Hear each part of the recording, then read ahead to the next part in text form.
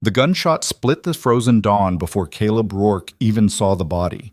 He'd been tracking wolf prints through the ravine when the crack echoed off canyon walls.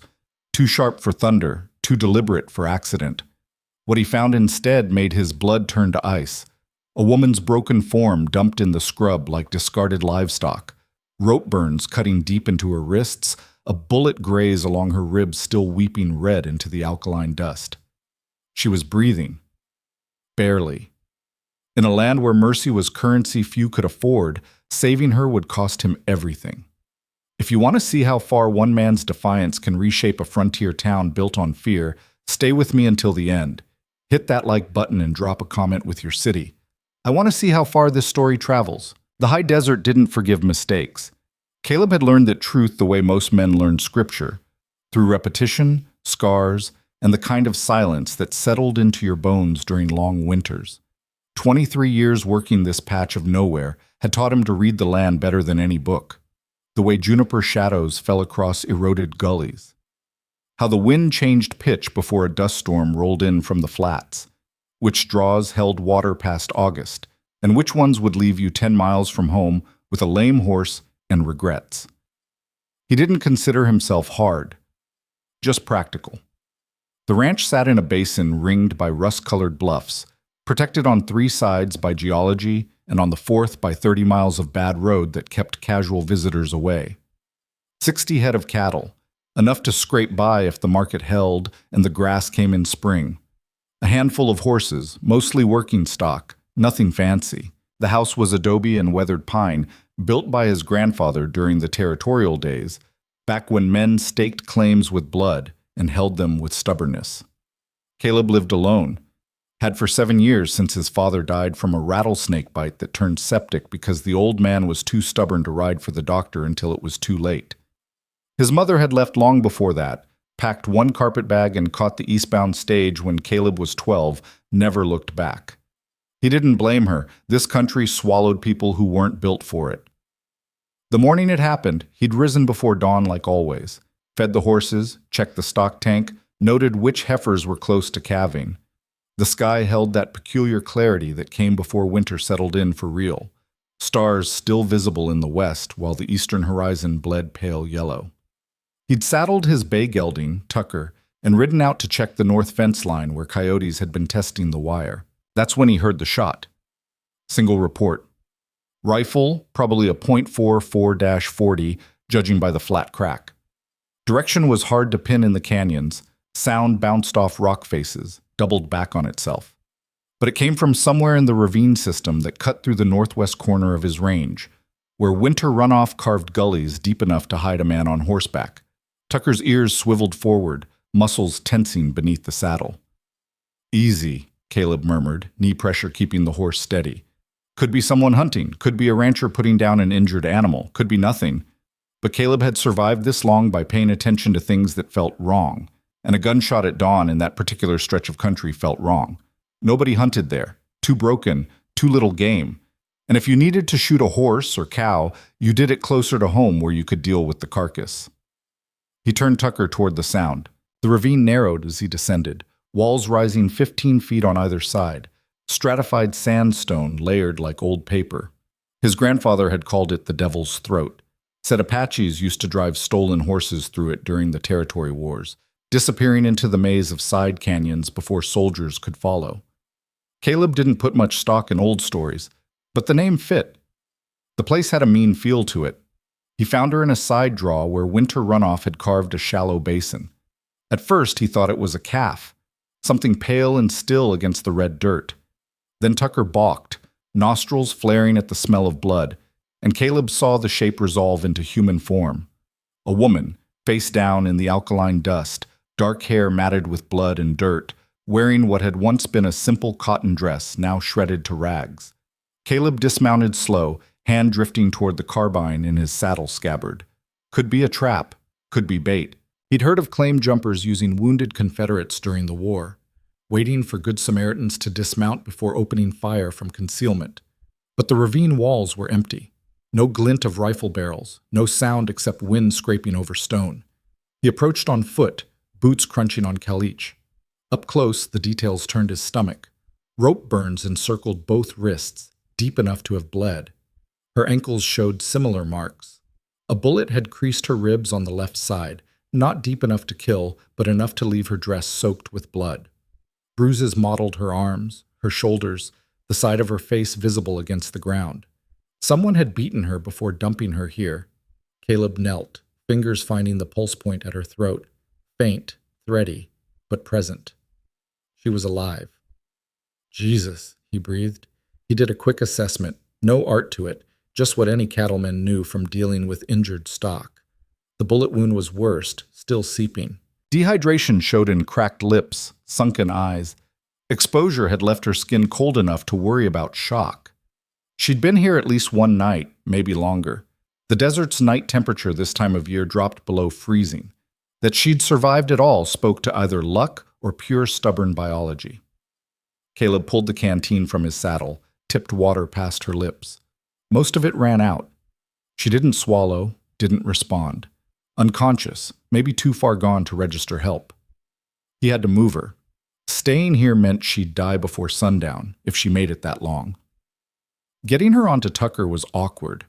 She was small, probably didn't weigh more than 100 pounds soaking wet, but unconscious weight was always heavier than it should be.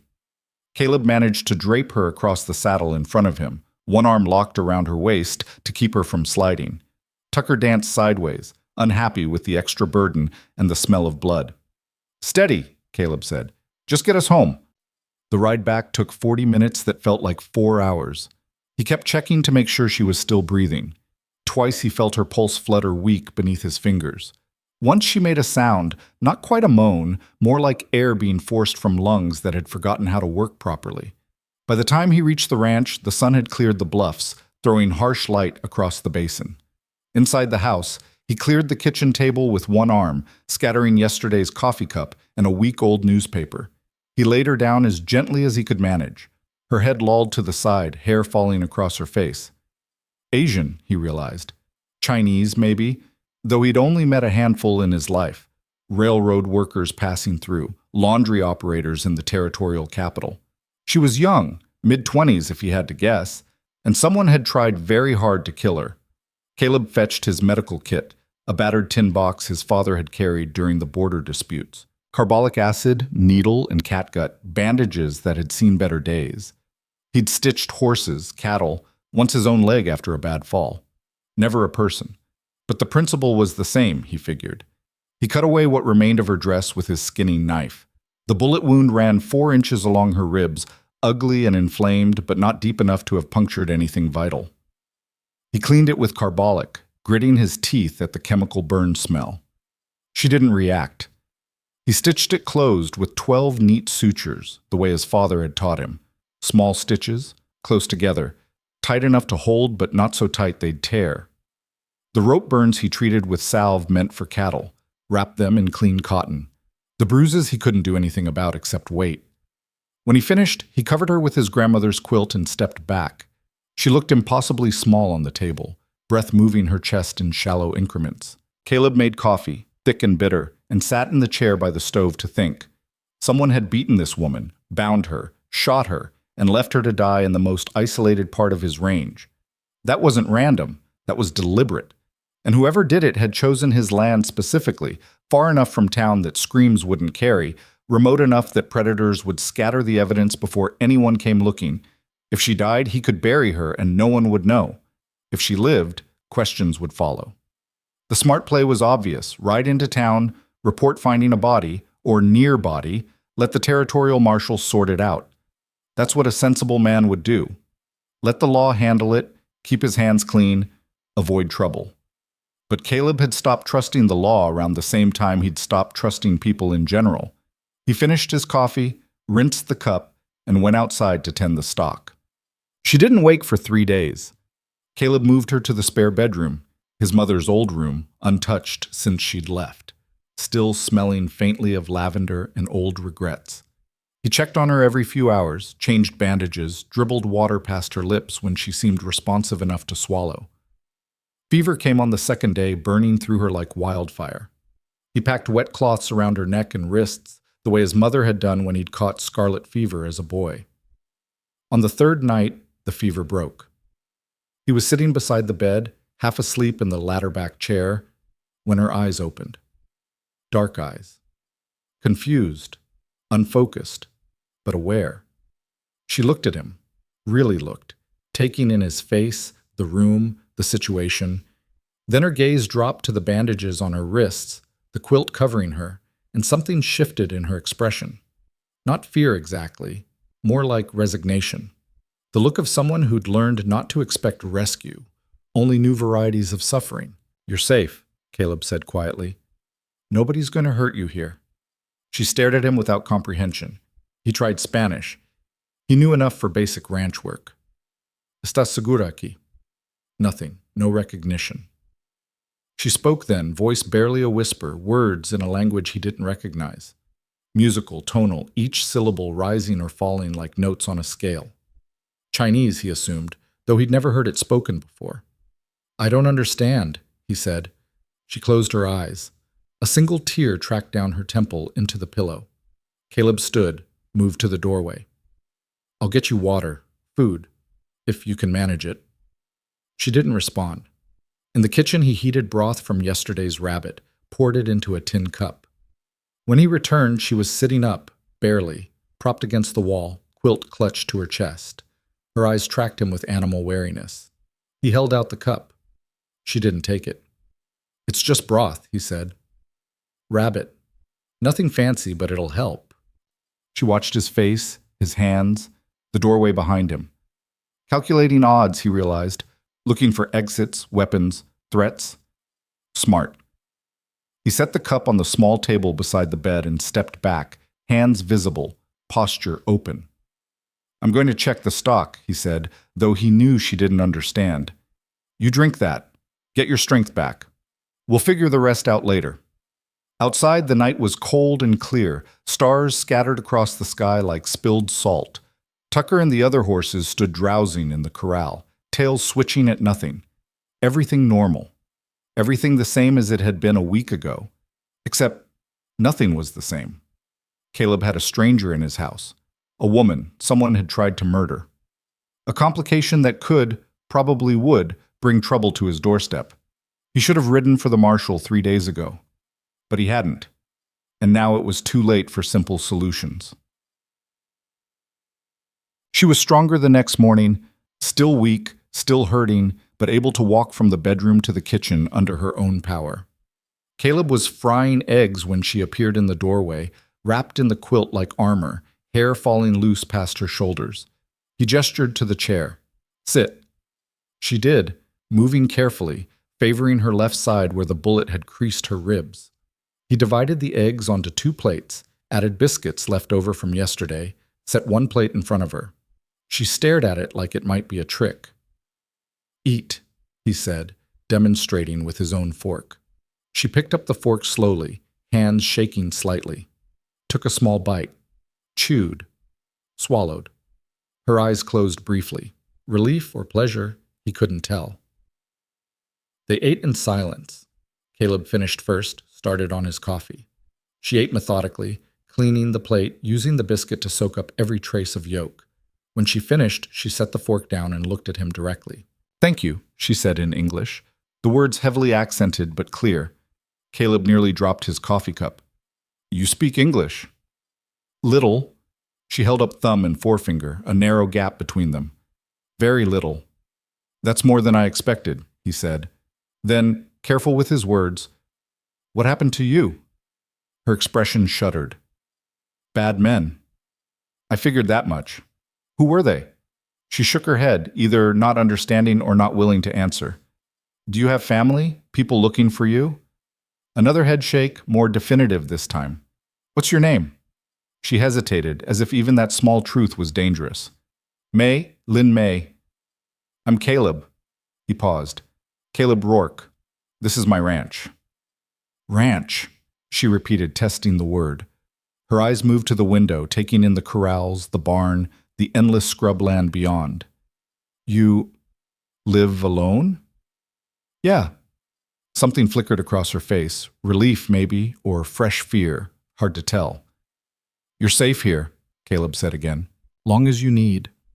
She studied him for a long moment, those dark eyes searching for deception. Whatever she saw must have satisfied her, because some of the tension left her shoulders. "Thank you," she said again. The days fell into a rhythm. May stayed close to the house at first, moving carefully, healing slowly. Caleb went about his work, fixing fence, culling the herd, preparing for winter. He'd bring her meals, leave them on the kitchen table. Sometimes they'd eat together. Sometimes she'd be in her room when he came in from the range. She didn't talk much. Neither did he. The silence between them felt easier than conversation, but he noticed things. The way she studied everything, the stove, the water pump, the unfamiliar tools and implements of frontier life. How she startled at sudden sounds. A door closing, wind rattling the shutters, coyotes yipping at dusk. The careful way she moved, always keeping her back to walls, eyes on exits. Someone had hurt her badly. And not just the obvious beating. After a week, she started helping. Small things at first, washing dishes, sweeping the floor. He came in one afternoon to find she'd reorganized the pantry, everything neat and logical, labeled in characters he couldn't read beside his own scrawled English. "You didn't have to do that," he said. "I stay. I work," she replied. "Fair. You're recovering. You should rest." She gave him a look that was pure steel. "I work." Caleb recognized stubborn pride when he saw it. He'd been wearing it his whole life. "All right," he said. "Your choice." The next day she attempted bread. It came out dense as adobe, but edible. The day after, she tried again. Better. By the end of the second week, she was making biscuits that put his to shame, flaky, light, with a subtle sweetness he couldn't place. "What do you put in these?" he asked. She pointed to the honey jar, then made a pinching gesture. "Honey, that's it?" She nodded, something almost like a smile touching her mouth. It was the first time he'd seen anything approaching happiness on her face. Sit. Winter settled in for real as October turned to November. The days shortened, nights stretching long and cold. Frost painted the windows each morning. Caleb moved the herd to lower pasture where they could shelter in the arroyos. He reinforced the barn against wind that came howling down from the mountains, carrying the smell of snow that hadn't fallen yet but would soon. May adapted faster than he'd expected. She learned the rhythms of ranch life. When to feed the chickens he kept behind the house, how to gather eggs without spooking the hens, which horses were gentle, and which would bite if you weren't careful. She watched him work with quiet intensity, absorbing everything. One afternoon he found her in the barn trying to saddle Tucker. "What are you doing?" She jumped, hand flying to her chest. "Sorry, She gestured helplessly at the saddle, the horse, herself. "You want to learn to ride?" She nodded. "Tucker's not the best choice for a beginner. He's got opinions." She looked confused at the word. "He's difficult," Caleb clarified. "Stubborn. Try Rosie instead. The sorrel mare in the end stall." He spent the next hour teaching her basics, how to approach a horse, read its body language, check the girth strap. Rosie stood patient as stone while May fumbled with the bridle, encouraging when she finally got it right. "Good," Caleb said. "Now mount up." She stared at the saddle like it was a mountain to climb. "Left foot in the stirrup," he demonstrated. "Grab the horn, swing your right leg over. Rosie won't move until you tell her to." It took 3 tries, but she made it into the saddle, sitting rigid as a fence post. "Relax," Caleb said. "You're not going to fall. Just sit natural." "Natural," she repeated skeptically. He led Rosie in a slow circle around the corral, one hand on the bridle. May's knuckles were white on the saddle horn, but she didn't ask him to stop. After 10 minutes, some of the rigidity left her spine. "How does it feel?" he asked. She considered the question seriously. "Tall." Despite himself, Caleb smiled. "Yeah, that's part of it." They practiced until the light failed, May's confidence growing incrementally. By the time they unsaddled Rosie, she could walk the mare around the corral without Caleb's hand on the bridle. "Tomorrow?" she asked, hope naked in her voice. "Tomorrow," he confirmed. That night over dinner, venison stew she'd made from a recipe that involved spices he didn't recognize but tasted better than anything he'd cooked in his life. She spoke more than she had since arriving. In my country, she said haltingly, women don't ride horses. Why not? Not proper. She frowned, searching for words. Women stay home, take care of family, men work outside. Sounds limiting. Yes. She stabbed a piece of venison with unusual vehemence. Very limiting. Caleb ate quietly, sensing she had more to say. My father, she continued slowly, he wanted me marry rich man, old man. I say no. He say I must. I run away. She paused. Bad choice. Why bad? Her hand moved unconsciously to her ribs, where the bullet wound was healing beneath bandages. Men find me, say I owe money for passage to America, say I must work until debt paid. What kind of work? She met his eyes. You know what kind. Caleb's jaw tightened. He did know. He'd heard stories. Chinese women smuggled into territorial towns, trapped in brothels, bound by debts that could never be repaid. The law looked the other way. Respectable folks pretended not to notice, and the women disappeared into that machinery, used up and discarded.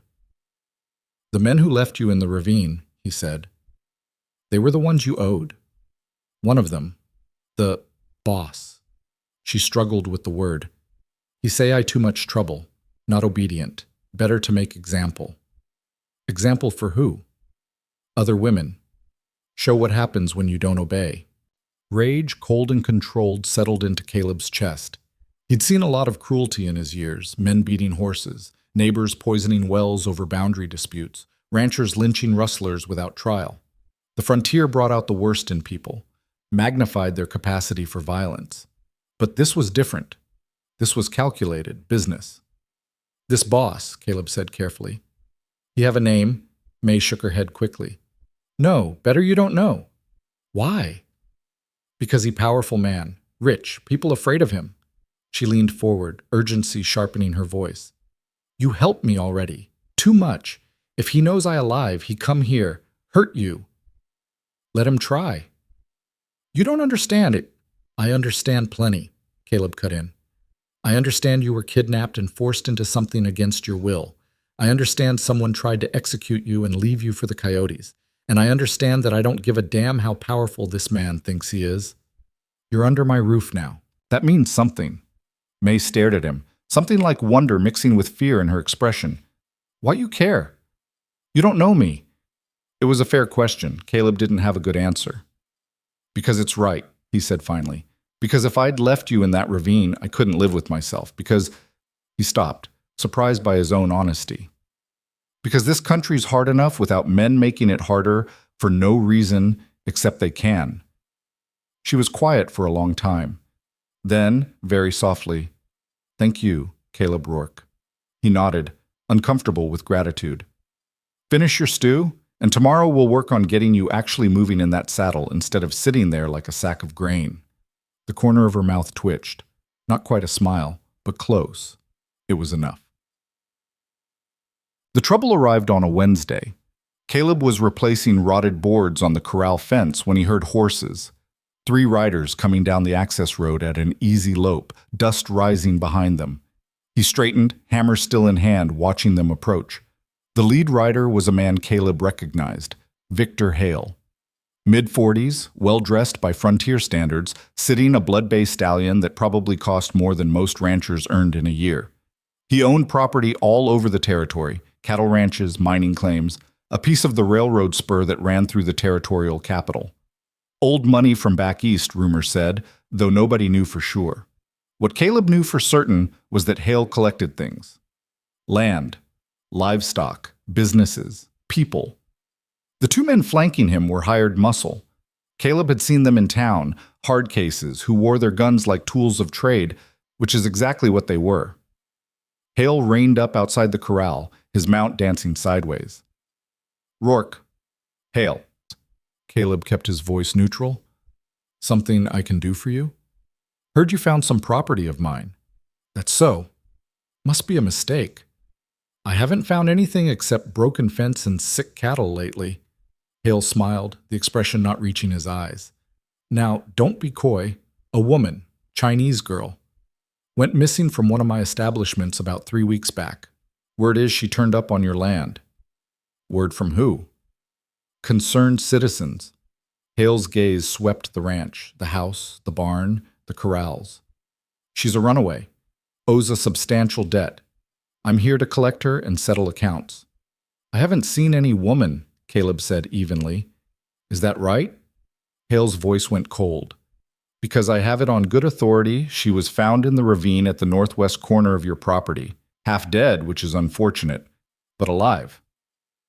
Sounds like someone's selling you bad information. One of the hard cases, a lean man with a scar bisecting his left eyebrow, spoke up. We could search the place. Make sure. Caleb's grip tightened on the hammer. You could try.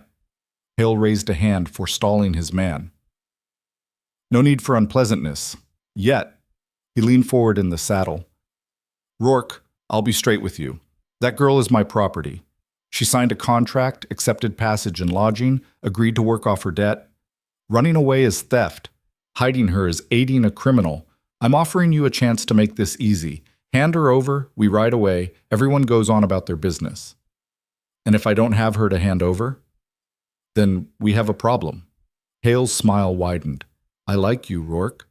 You're a hard worker. Keep to yourself. Don't cause trouble. But this territory has laws. Contracts are binding. And I've got the sheriff's ear in 3 counties. You really want to die on this hill?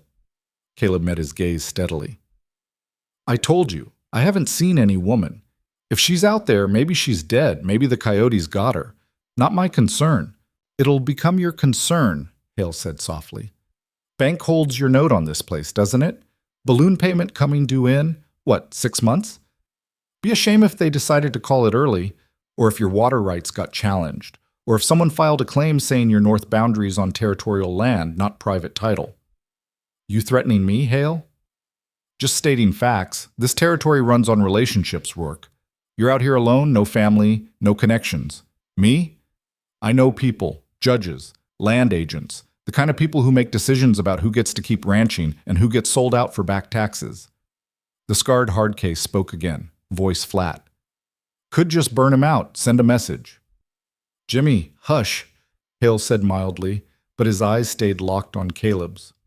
Well? Caleb stood very still, thinking through angles. Hale wasn't bluffing. Men like him didn't bluff. He had the power to make life very difficult. Probably could crush Caleb through legal channels alone, never mind illegal ones. The smart move was obvious. Turn May over, save himself the trouble. He looked past Hale toward the house.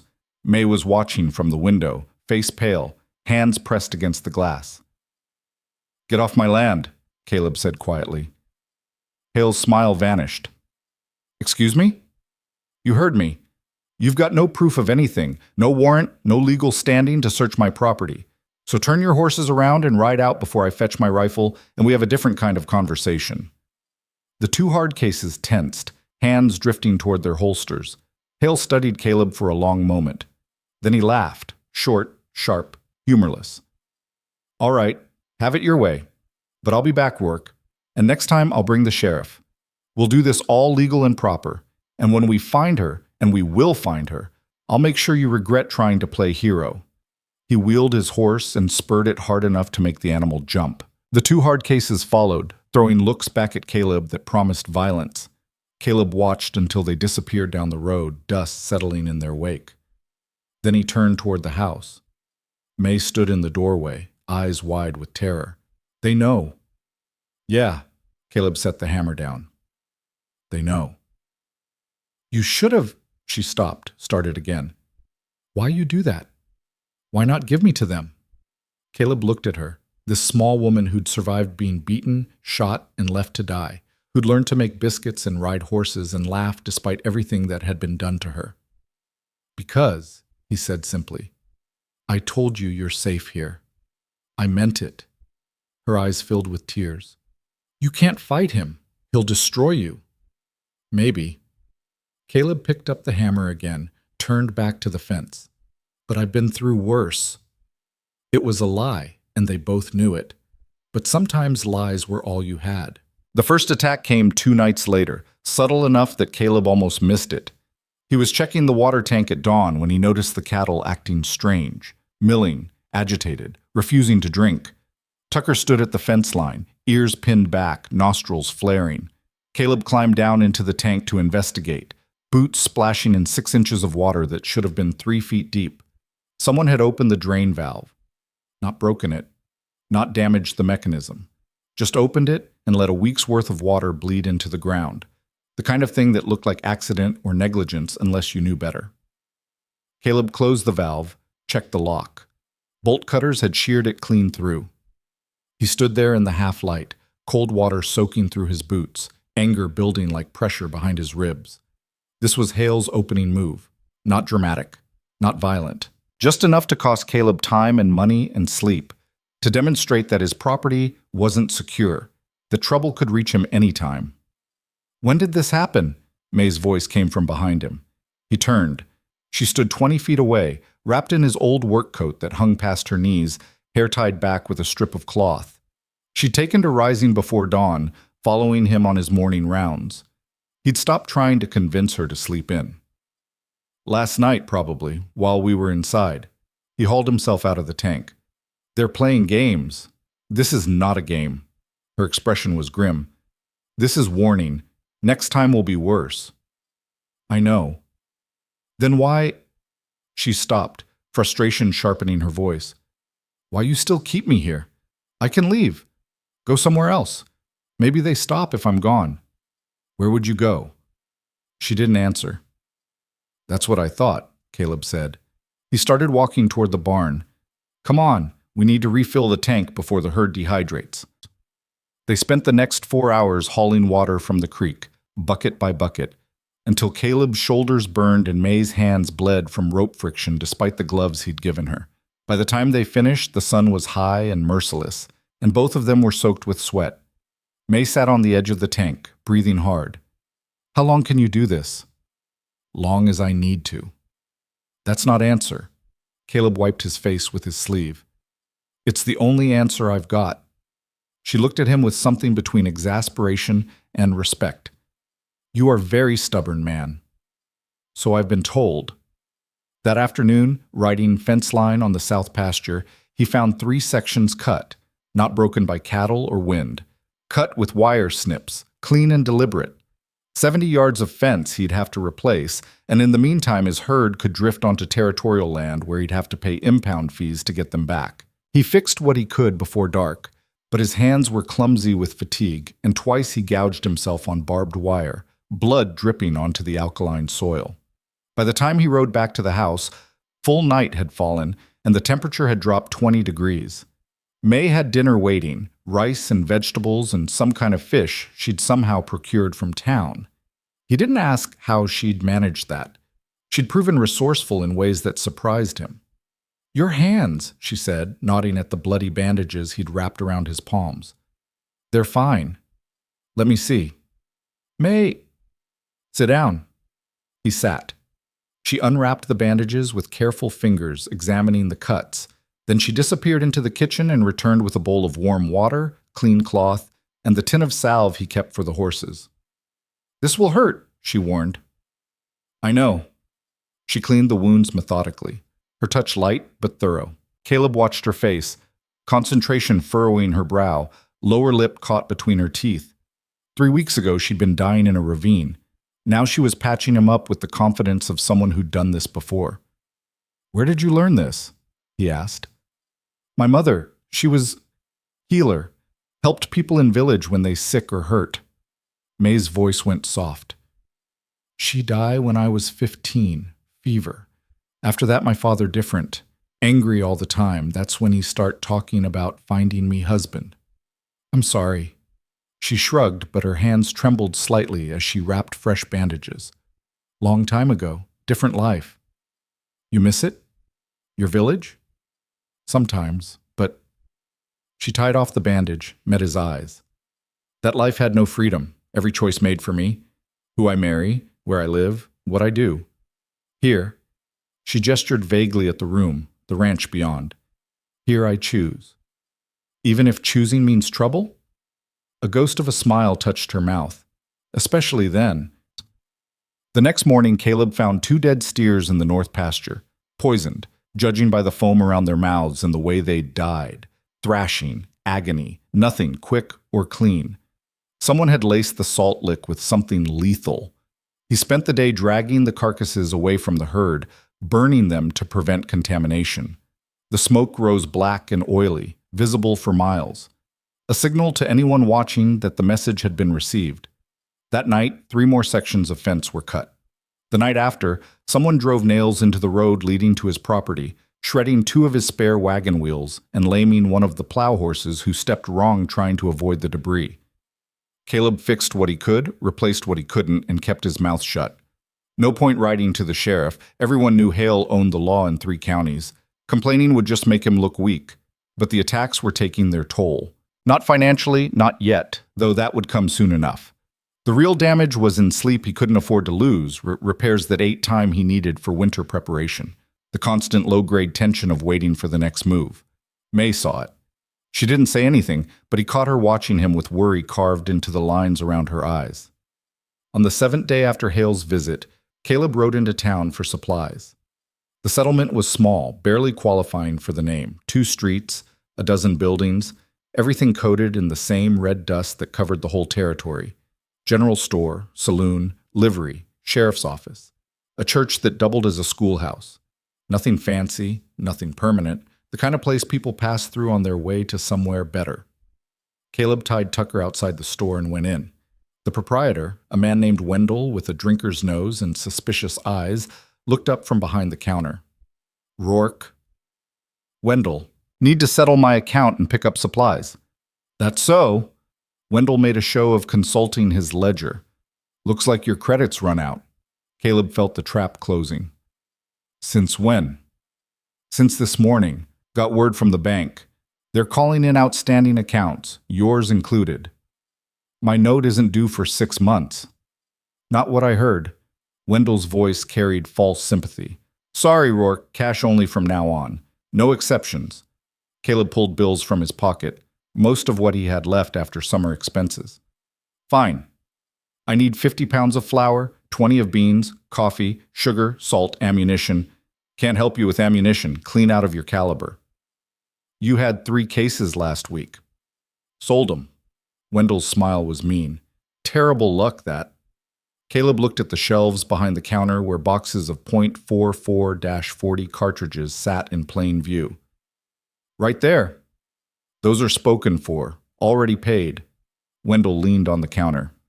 Look, Rourke, you seem like a decent fellow, but you've made some poor choices lately. Got involved in business that's not your concern. Maybe you should reconsider. Make things right. Then we can go back to normal. This is Hale's doing. Don't know what you're talking about. Caleb gathered his supplies, what little Wendell would sell him, and loaded them onto Tucker. As he worked, he felt eyes on him. Townspeople watching from doorways, windows, the saloon across the street. Not hostile exactly, just wary. The way folks looked at someone who'd been marked. He was tying down the last bundle when a voice called out. Rourke! He turned. The sheriff stood outside his office, thumbs hooked in his belt. A fat man going soft, more politician than lawman, but dangerous in the way cowards with badges could be. Sheriff, heard you've been having some trouble out at your place. Nothing I can't handle. That's good, real good. The sheriff ambled closer, spurs jingling. But I also heard you might be harboring a fugitive, Chinese woman, wanted for theft and breach of contract. Heard wrong. See, that's funny, because I got a sworn statement from Victor Hale saying she was last seen on your property. The sheriff pulled a folded paper from his pocket. Got a warrant here to search your ranch. Make sure everything's legal and proper. Caleb's hand drifted toward the carbine in his saddle scabbard. You're not searching anything without cause. This warrant is cause. The sheriff unfolded the paper, waved it like a flag. Signed by Judge Morrison yesterday. Says I can enter your property, conduct a thorough search, and seize any stolen goods or fugitive persons I find. You want to dispute it? You can take it up with the judge. Morrison's in Hale's pocket. Careful, Rourke. That's slander. The sheriff's voice hardened. Now, we can do this easy or hard. Your choice. But I'm coming out to your place tomorrow morning with 3 deputies. And if that woman's there, I'm taking her into custody. If you interfere, I'll arrest you for obstruction, If you resist, he patted the revolver at his hip. Well, that'd be unfortunate. Caleb stood very still, mind racing through options. Fight here, he'd end up dead or jailed. Run, he'd lose everything. Stay and comply, May would be dragged back to Hale's brothel to be made an example of. Tomorrow morning, the sheriff repeated. Sunrise. Don't make this harder than it needs to be.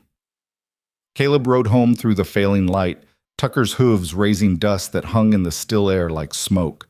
By the time he reached the ranch, stars were emerging and the temperature was dropping toward freezing. May met him at the barn. One look at his face, and she knew. They're coming, she said. Not a question. Tomorrow, sheriff's got a warrant. She nodded slowly, no surprise in her expression. Then I leave tonight. Where? Does it matter? She turned toward the house. I pack my things, go before they arrive. That way you safe. Caleb caught her arm. No. You can't stop them. I know I can't stop them. He released her, frustrated.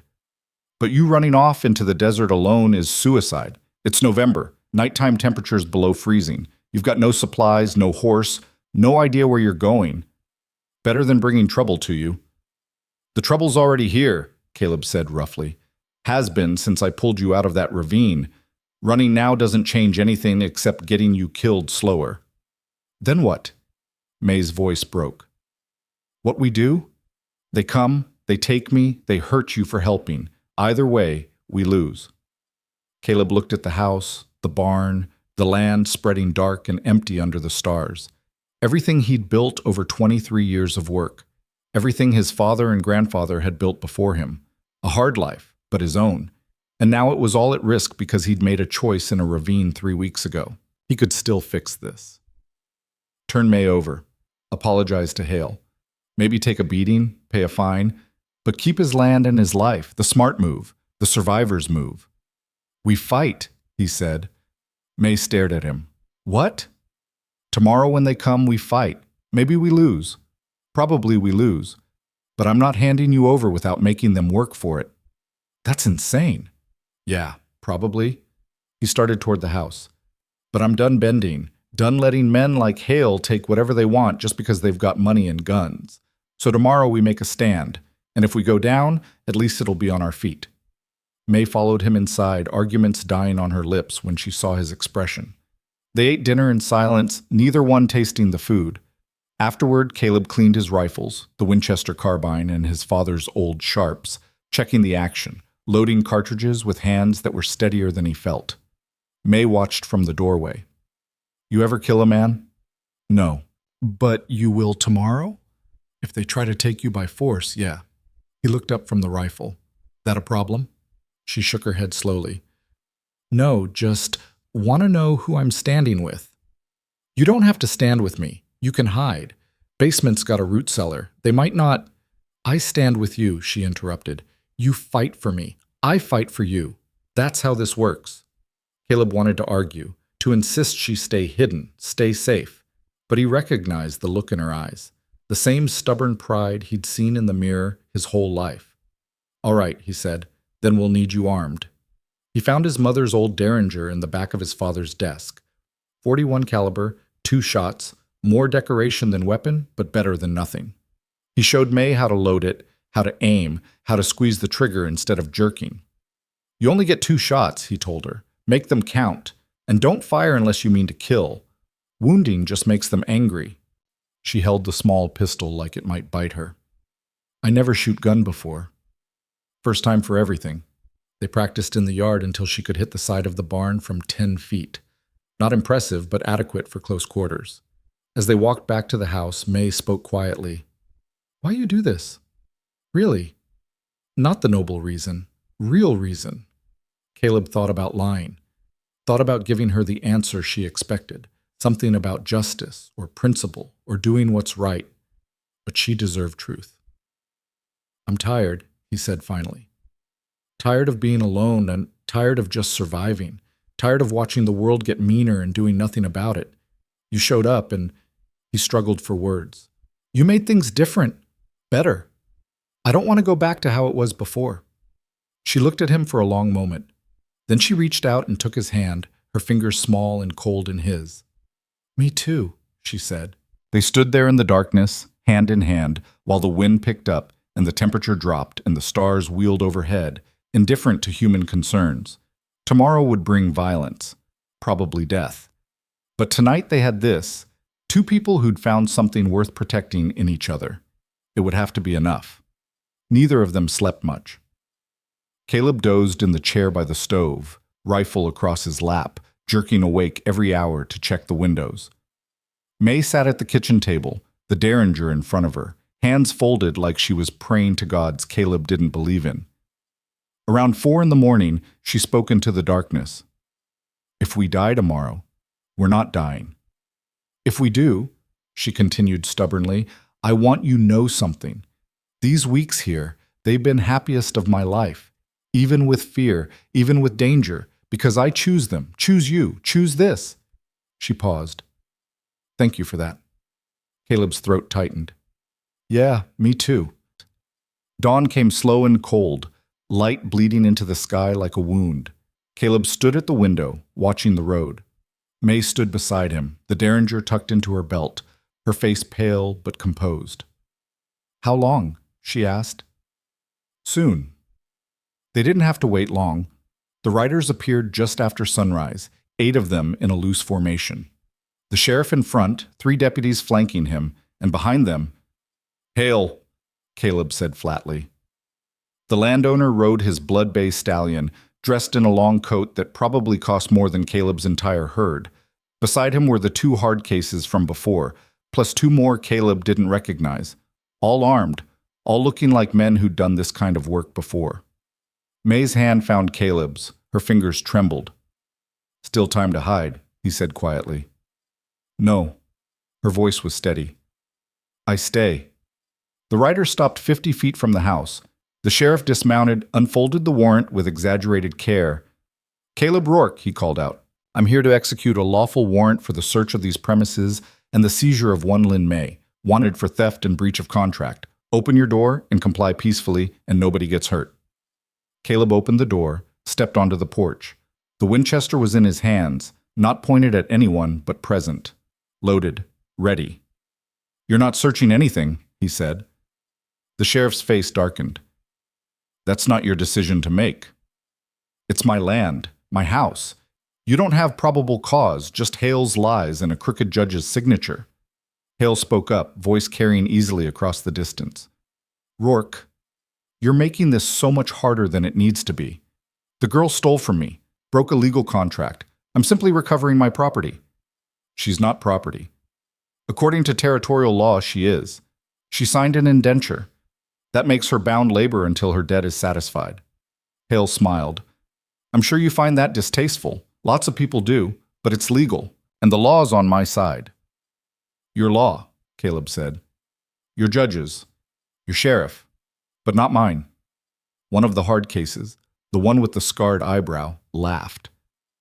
"Tough talk for a dead man." The sheriff raised a hand. "Nobody's dead yet. Rourke, I'm giving you one last chance. Stand aside. Let us search. If the girl's not here, we leave. If she is, we take her into custody and you walk away with a fine for obstruction. That's the best deal you're going to get. And if I refuse, then I arrest you for interfering with an officer of the law. And if you resist arrest..." The sheriff rested his hand on his revolver. "My deputies are authorized to use necessary force." Caleb's finger moved to the Winchester's trigger guard.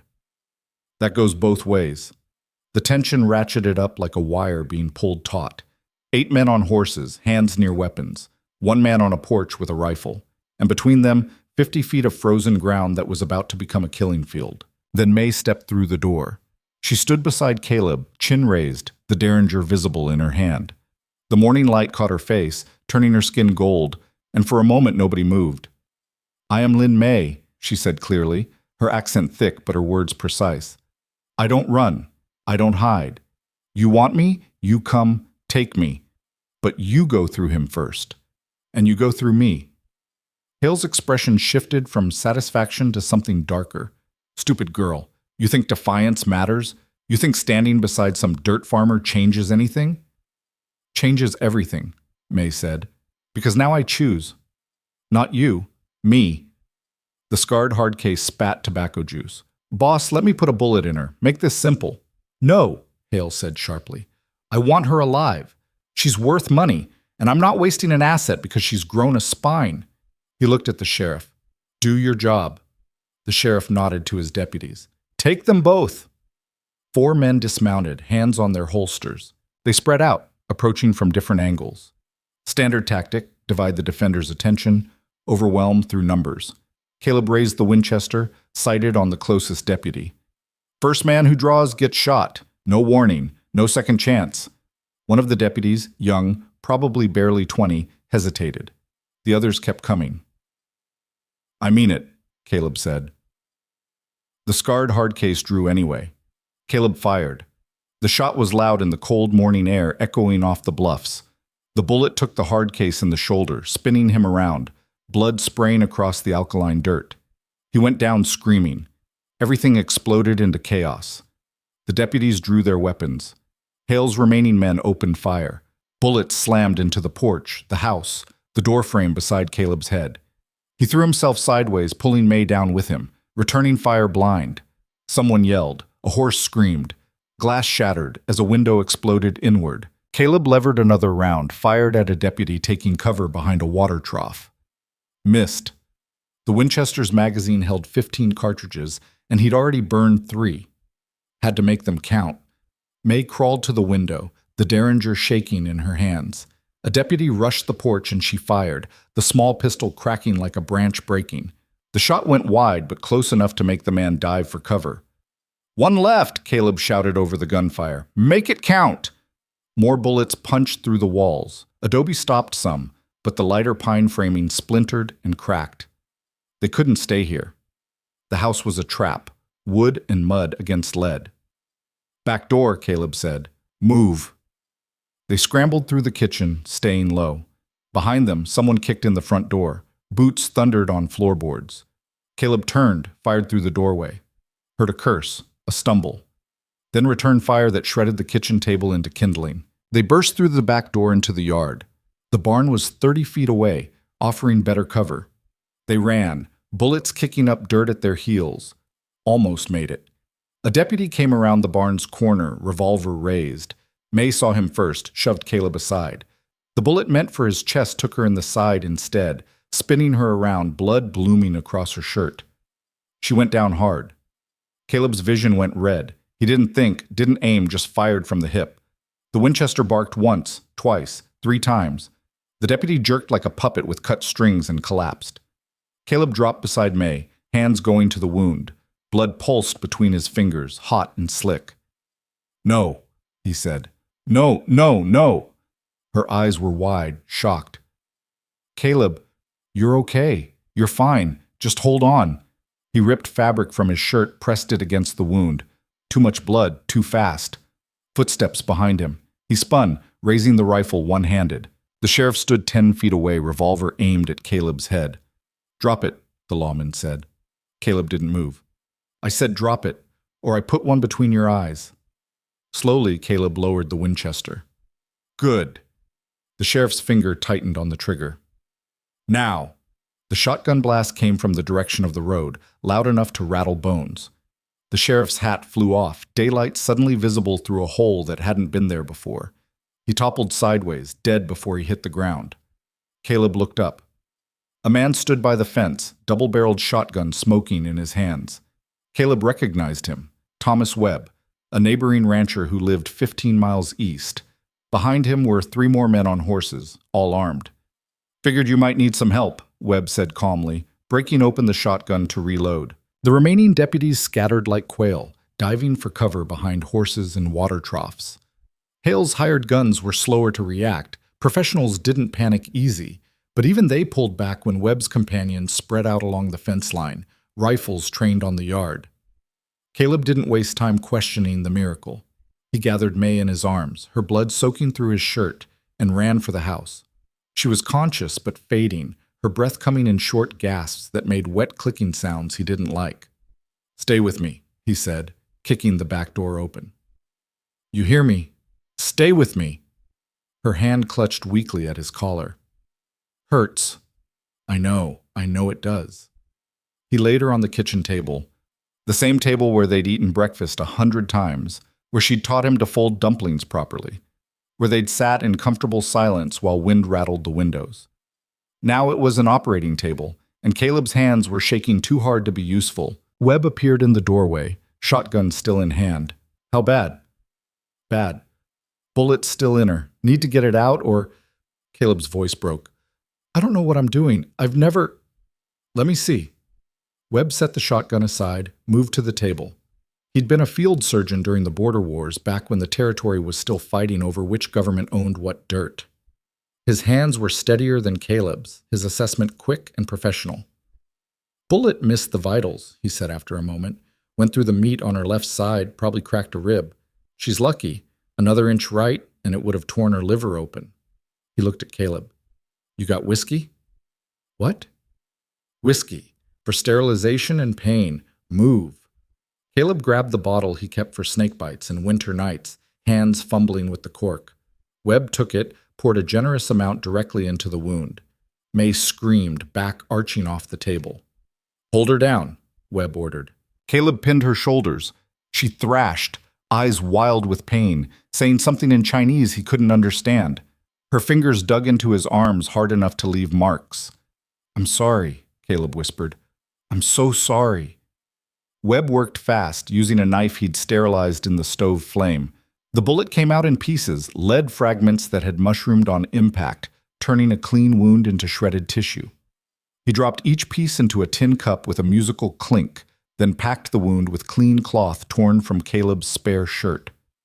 She needs a real doctor, Webb said, tying off the bandage. This'll hold for now, but infection's the real danger. You got anyone in town who'll treat her? Doc Patterson won't. He's in Hale's pocket like everyone else. Then you'll have to ride to Copper Ridge. Doc Miller there doesn't ask questions. 40 miles north, you can make it by nightfall if you push hard. Outside, gunfire crackled sporadically. Shouts, the sound of horses being moved. Webb's men were keeping Hale's people pinned down, but it wouldn't last forever. Why are you helping us? Caleb asked. Webb's jaw tightened. Because I'm tired of watching Hale take whatever he wants.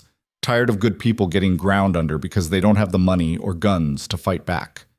He met Caleb's eyes. You made a stand. Stupid, maybe. Suicidal, definitely. But someone needed to. And if you go down, the rest of us might as well paint targets on our backs, because we'll be next. How many came with you? 6, counting me. Ben Martinez and his sons, old Jack Drummond, Sarah Chen from the Triple K. He smiled grimly. Not an army, but enough to make Hale think twice about pushing this into a massacre. May's hand found Caleb's, squeezed weakly. Her eyes were clearer now, the whiskey and shock wearing off into something like awareness. You came back, she whispered. Never left, Caleb said. When I got shot, I thought that's it, end of story. She coughed, winced at the pain it caused. But you still here. Where else would I be? A ghost of a smile touched her lips. Smart man would run. Good thing I'm not that smart. Webb cleared his throat. Touching. But we've got a situation outside that needs addressing. Hale's not going to back down just because we showed up. He's got pride invested now. As if summoned by his name, Hale's voice cut through the gunfire. Rourke! I know you can hear me! Caleb moved to the shattered window, staying low. The yard was a mess. Bodies sprawled where they'd fallen, horses loose and panicking, blood staining the dirt in dark patches. Hale sat his stallion near the road, far enough back to be out of easy rifle range, but close enough to be heard. His face was flushed with rage. This is your last chance, Hale shouted. Send the girl out and maybe I let you live. Keep defying me and I'll burn everything you own to ash. Your house, your barn, your herd. I'll salt your wells and poison your land. And when you've got nothing left, when you're begging in the street, I'll make sure everyone knows what happens to men who cross Victor Hale. Webb appeared beside Caleb, shotgun reloaded. He means it. He's that kind of vindictive. I know. So what's the play? Caleb looked at May on the table, pale and bleeding but alive. Then out at Hale, sitting his expensive horse like a king surveying rebellious subjects. The math was simple. Give May up, save himself, keep her, lose everything. No choice at all, really. The play, Caleb said, is I tell him to go to hell. He stood, making himself visible in the window. You want her, Hale? Come take her. But you better bring more men because the 6 you got left aren't going to be enough. Hale's face went purple. You're signing your death warrant, Rourke? Maybe, but at least I'll die knowing I didn't roll over for a bully with more money than spine. But one of Hale's remaining hard cases raised his rifle. Webb's shotgun roared, blowing out the water trough the man was hiding behind and sending him scrambling for better cover. Next one goes through your chest, Webb called out conversationally. A standoff. 8 men on each side, nobody wanting to be the first to escalate into full-scale slaughter. The wind picked up, carrying the smell of gun smoke and blood. Somewhere in the distance, a coyote yipped. Then Ben Martinez rode forward, his 2 sons flanking him. Martinez was old-school frontier, 4th-generation rancher, the kind of man who measured his worth in acres and loyalty. His face was weathered dark as saddle leather, eyes sharp as broken glass. Hale, he said flatly, you've made your point. Sheriff's dead, half your men are bleeding in the dirt, and you're not getting the girl. Time to cut your losses and ride out before more people die. This doesn't concern you, Martinez. It concerns all of us. You've been squeezing every rancher in this territory for years, manipulating land prices, controlling water rights, using the law like your personal attack dog. Martinez spat. We're done. No more. You threatening me? Stating facts. You push this fight, you're going to lose. Maybe not today, but word's already spreading. People are talking, and once they stop being afraid of you, you've got nothing. Martinez gestured at the bodies. So right away, lick your wounds, and leave Rourke and the girl alone. Hale's hand moved toward his holster. Martinez's sons both raised their rifles. Don't, the older Martinez said quietly. You're good with money, Hale. You're clever with lawyers and ledgers, but you're not a gunfighter, and you're surrounded by people who are. Think about your next move real careful. The silence stretched like wire about to snap. Then Hale laughed, a short, bitter sound devoid of humor. Fine. Keep your Chinese whore, Rourke. See how long she lasts when winter comes and your supplies run out. When the bank forecloses. When nobody in 3 territories will sell you a pound of flour or a box of ammunition. He wheeled his horse. This isn't over.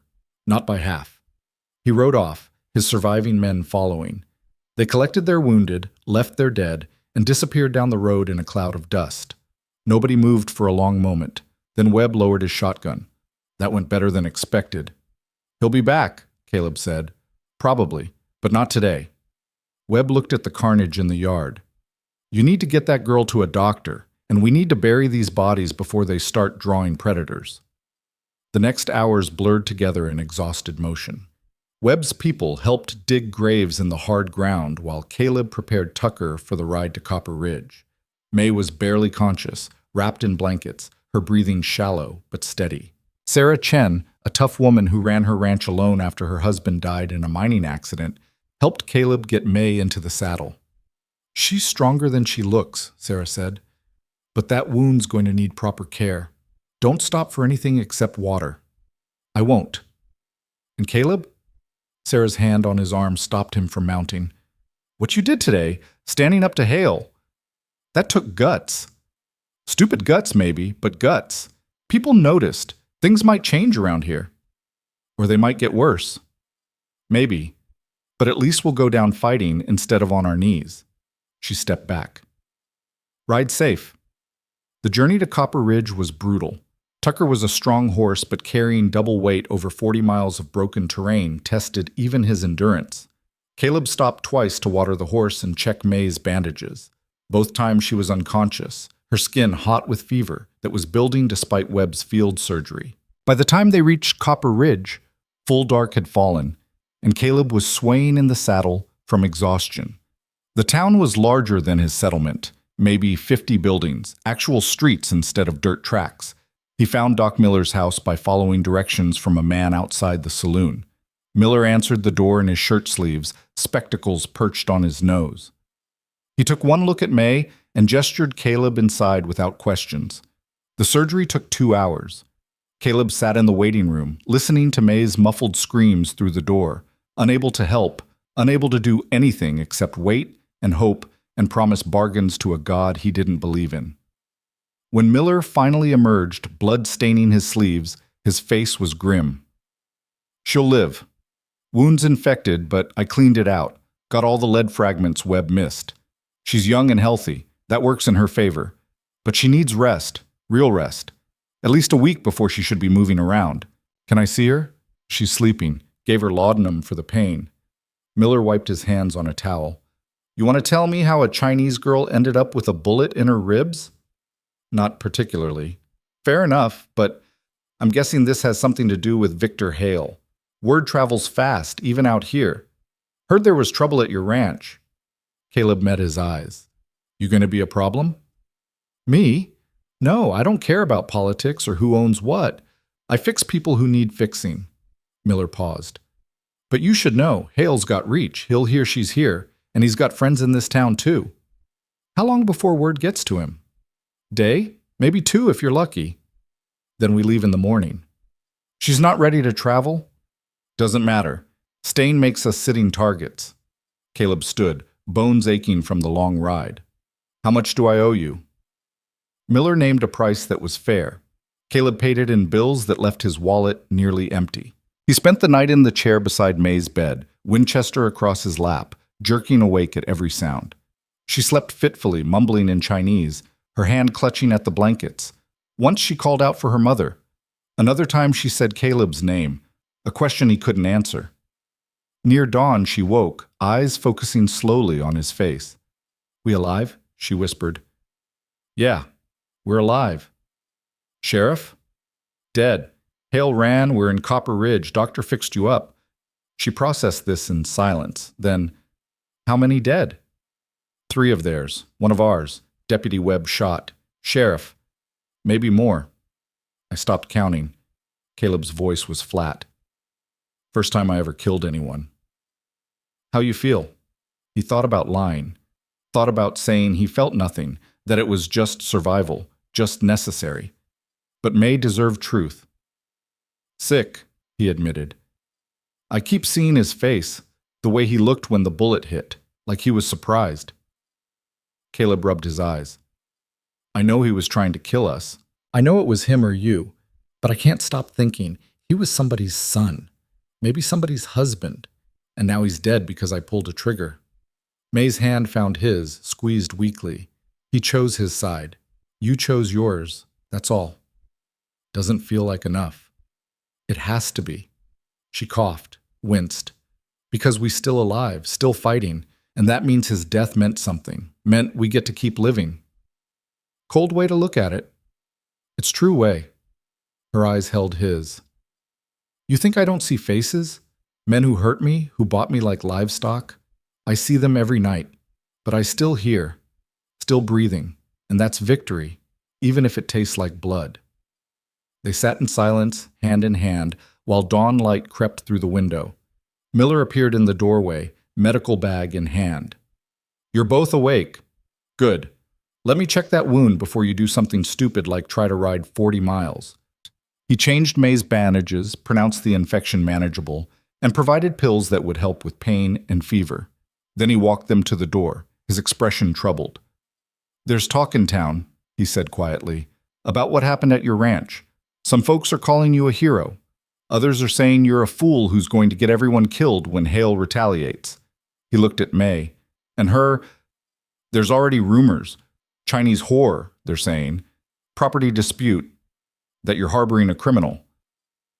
"She's not," Caleb started. "I know.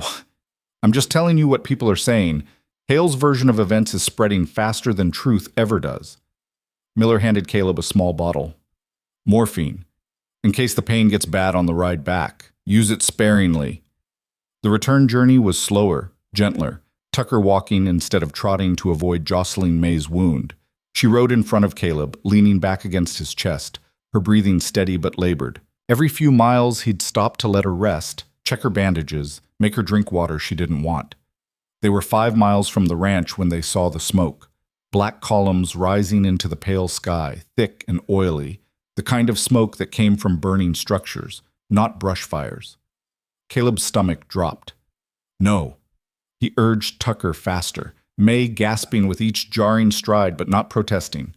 The smoke grew thicker, darker, until they crested the rise overlooking his basin and saw the devastation below. The barn was gone. Just a smoking skeleton of charred timbers, roof collapsed, walls reduced to ash. The corrals were burned, fences destroyed. Dead cattle lay scattered across the pasture, not shot this time, but driven off cliffs, broken on rocks, killed for spite rather than food. The house still stood, but barely. Windows shattered, door hanging off its hinges, scorch marks around the foundation where someone had tried and failed to set it ablaze. Adobe didn't burn easy, but they'd given it their best effort. Caleb dismounted on numb legs, helped May down. She leaned against Tucker, face pale, taking in the destruction. "When?" she asked. "While we were gone." "Yesterday, probably. Soon as Hale heard we'd left." Caleb walked toward the house like a man in a dream. Everything he'd built.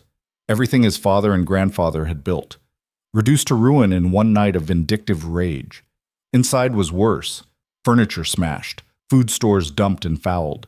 His father's desk, the one piece of furniture that had survived 3 generations, hacked apart with axes. Pictures torn from walls, glass ground into the floor. Even May's small collection of belongings, the few things she'd accumulated, scattered and destroyed. The message was clear. You can't win. You can't even hold what you have. Caleb stood in the middle of the wreckage, fists clenched so tight his nails drew blood. Rage and despair warred in his chest, neither one winning, both threatening to pull him under. May appeared beside him, moving carefully, one hand pressed to her wound. She looked around at the devastation, her expression unreadable. "I'm sorry," Caleb said. "This is my fault. I should have what? Given me to him?" She shook her head. "This is Hale's fault, his choice, his evil, not yours." "But I could have prevented—" "No." Her voice was sharp. "You could have surrendered. That's different than preventing. He would have done this anyway, sooner or later, to you or someone else, because that's who he is." Caleb picked up a broken picture frame, his mother, young and smiling, before this land broke her spirit. The glass was shattered, the photograph torn in half. "We can't stay here," he said dully. "There's no barn, no fences. Half the herd's dead. Winter's coming and we've got no supplies, no shelter for the animals. It's over. Then we rebuild." He stared at her. "With what? I've got maybe $50 left, no credit, no friends except Webb and his people, and they've got their own problems.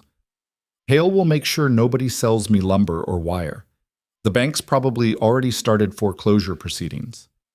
So we rebuild with our hands, with what we find, with—" She gestured helplessly, searching for words. "With stubbornness. Isn't that what you said? This land for people who stubborn?" "That was before—" "Before what? Before it got hard?" May's eyes flashed. "You think my life was easy? You think I don't know about losing everything? I lost my family, my country, my freedom. I was beaten, sold, nearly killed, and I still here, still fighting." She moved closer, grabbing his shirt with both hands. "You taught me that. You showed me that choosing to fight, even when losing, especially when losing, that's what matters. So don't you quit now. Don't you dare quit when I finally found something worth fighting for." Her words hit like cold water. Caleb looked at her, the small woman who'd survived horrors he couldn't imagine, who'd stood beside him in a gunfight, who'd taken a bullet meant for him and was still talking about rebuilding instead of running. "You're right," he said quietly. "I'm sorry. Seeing all this, I know, it hurts, but hurt means you still care, means you're still alive." She released his shirt, swayed slightly. Caleb caught her, steadied her. "You need to rest." "Doctor said—" "Doctor not here. Work is here." But she didn't protest when he guided her to the one chair that remained intact. She sat heavily, breathing hard, hand pressed to her bandages. Caleb surveyed the house with fresh eyes. The structure was sound. Adobe walls couldn't be burned. The roof had holes but could be patched. Windows could be replaced with oiled paper until he could afford glass. It wasn't comfortable, but it was shelter. He spent the afternoon doing what he could, sweeping glass and debris, boarding up broken windows, finding uncontaminated food in the pantry, enough for maybe 3 days if they rationed. He dragged one of the broken beds into the kitchen where the stove worked, made a nest of salvaged blankets. May watched him work, too weak to help but offering suggestions, pointing out things he missed. By evening, they had something resembling livable space. Not home. Not yet. But a place to sleep without freezing. That night they ate cold beans and stale bread by lamplight. Caleb had found one lamp that still worked, enough oil for a week if they were careful. The wind howled through gaps in the walls, carrying the smell of ash and burned dreams. "Tomorrow we start on the barn," Caleb said. "There's timber in the north draw I can haul. Won't be fancy, but it'll keep the remaining horses dry." "How many horses left?" "4. Tucker, Rosie, and 2 of the work mares. The rest either ran off or—" He didn't finish. May nodded, accepting the loss without comment. "And cattle?" "Maybe 20 head. The tough ones who found shelter in the arroyos. Rest are dead or scattered across territorial land where I can't retrieve them without paying fees I don't have." Caleb did the math in his head. 20 head won't see us through winter. I'll have to sell some just to buy feed for the horses. "So we're poor. Poorer than dirt." She smiled faintly. "Good. I was poor before. I know how to do poor." Despite everything, the destruction, the pain, the impossible odds, Caleb laughed. "Yeah, I guess you do." They slept in the kitchen that night, Caleb on the floor beside May's makeshift bed, the Winchester within easy reach. He didn't expect Hale to return. The landowner had made his point, but the territory was full of opportunists who'd heard about the fight and might decide easy pickings were worth the risk. Around midnight, May woke gasping. Caleb was beside her instantly, hand on her forehead, burning hot. "Fever's back," he said. "Where's Miller's pills?"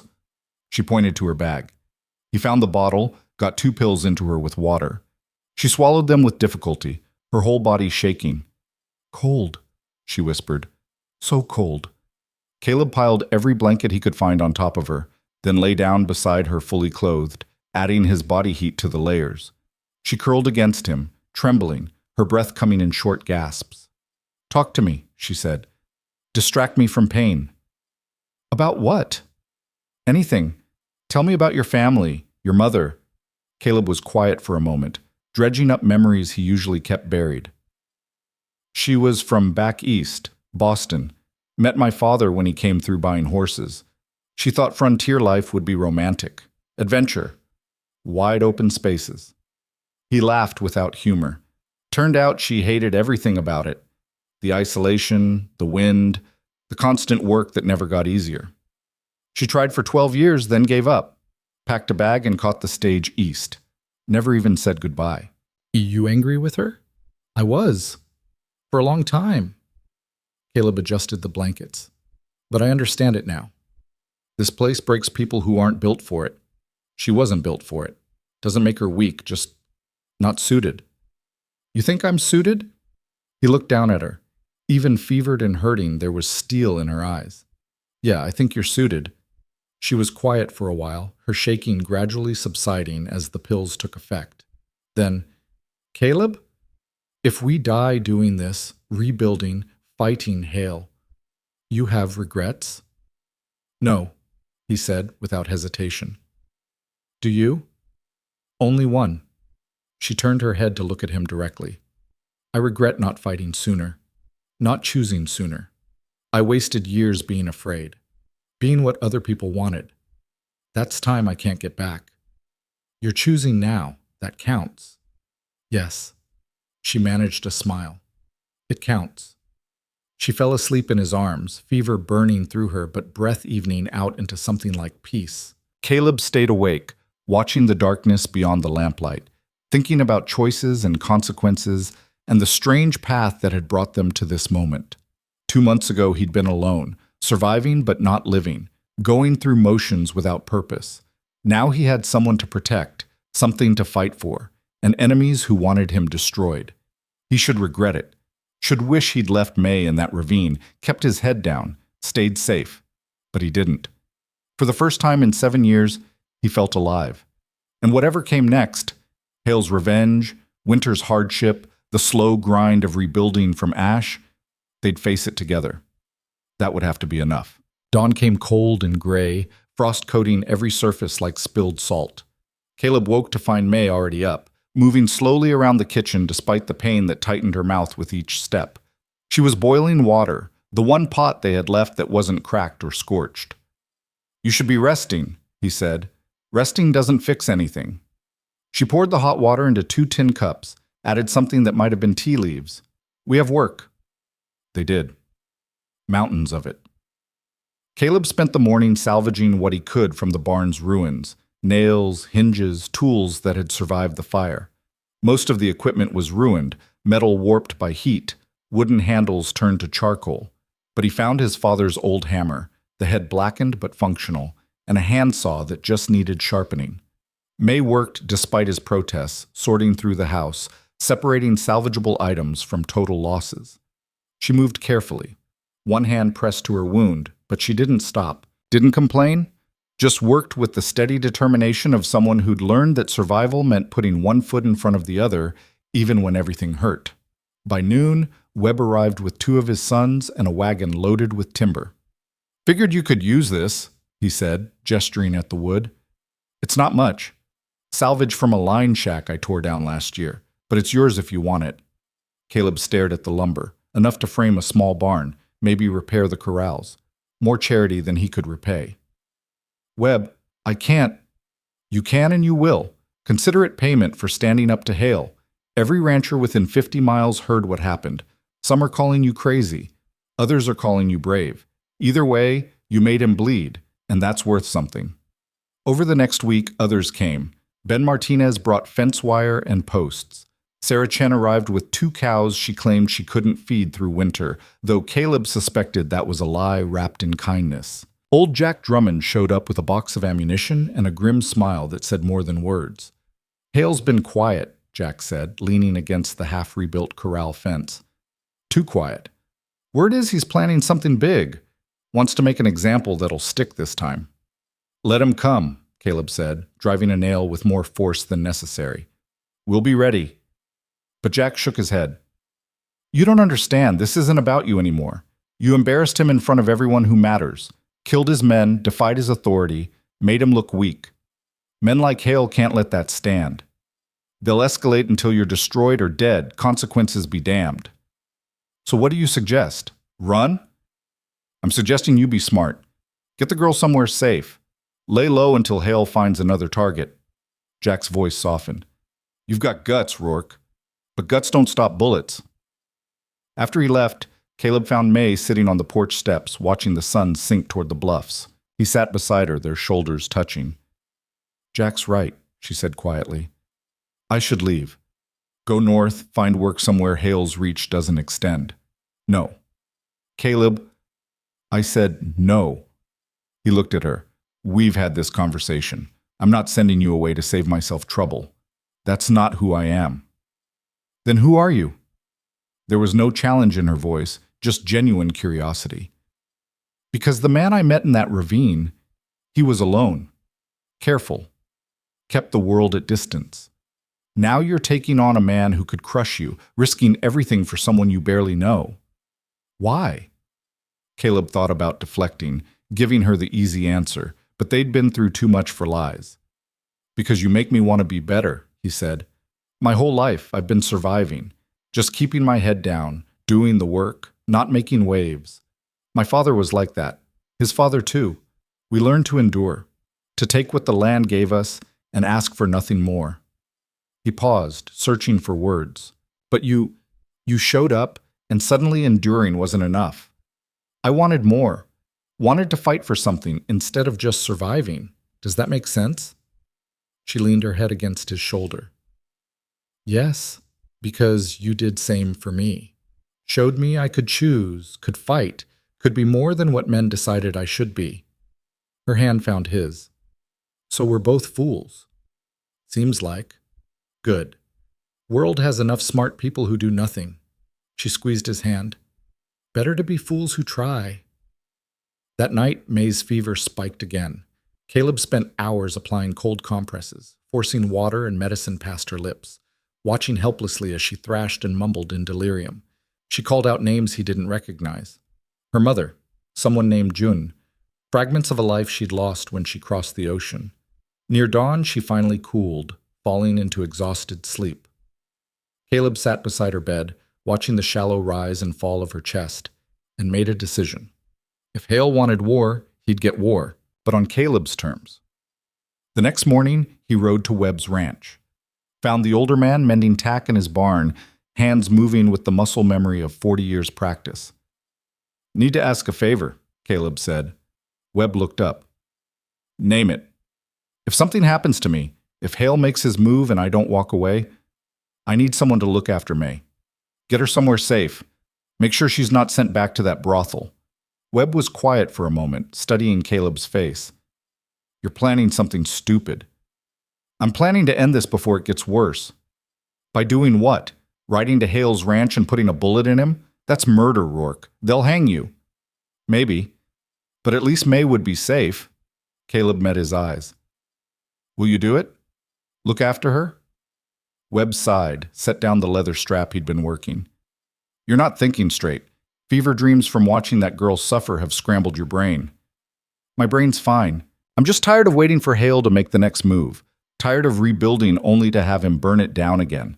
Tired of looking over my shoulder every second wondering when the other boot's going to drop. So your solution is to become a killer? Webb shook his head. That's not justice. That's revenge. And it won't end the way you think. Before Caleb could respond, the sound of horses drew their attention. 6 riders coming fast, dust rising behind them.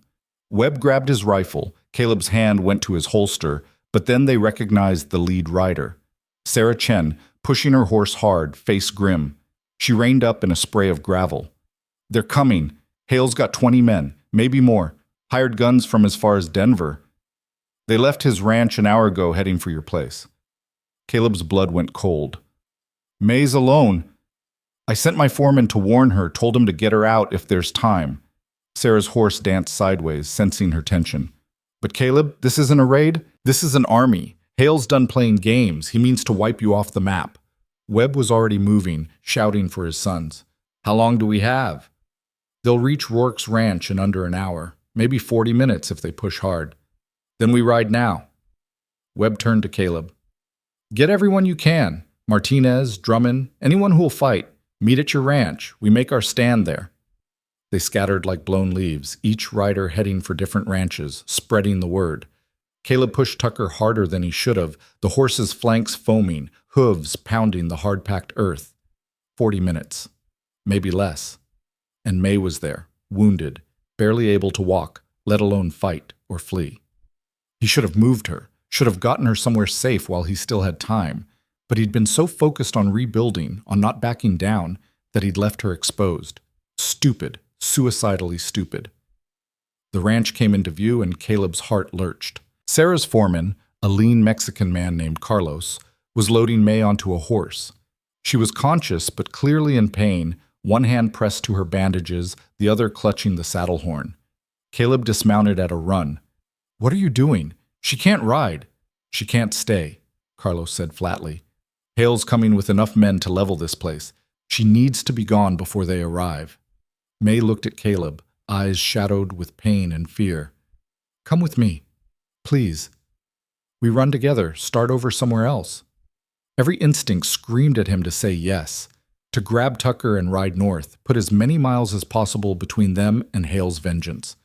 Live to fight another day, preserve what mattered most. But then he looked at the ranch, the barn he'd half rebuilt with his own hands and his neighbor's charity, the house that had sheltered 3 generations, the land his grandfather had claimed when the territory was still wild, when survival meant fighting for every inch. If he ran now, Hale won. Not just this battle, but the war. Every rancher who'd stood with Caleb, who'd risked Hale's wrath by offering help, would be left exposed. The message would be clear. Defiance means destruction, and nobody's safe. I can't, Caleb said. Can't or won't. Both. He touched her face, memorizing the angles, the fierce determination that burned beneath the fear. If I run, Hale will just find someone else to crush. Webb, Martinez, Sarah, everyone who helped us. This needs to end. Today. Then I stay too. No, you don't get to decide for me. Her voice was sharp despite the pain. You said I get to choose. This is my choice. I stay. I fight. Carlos made a disgusted sound. You're both crazy, but if you're staying, you'll need help.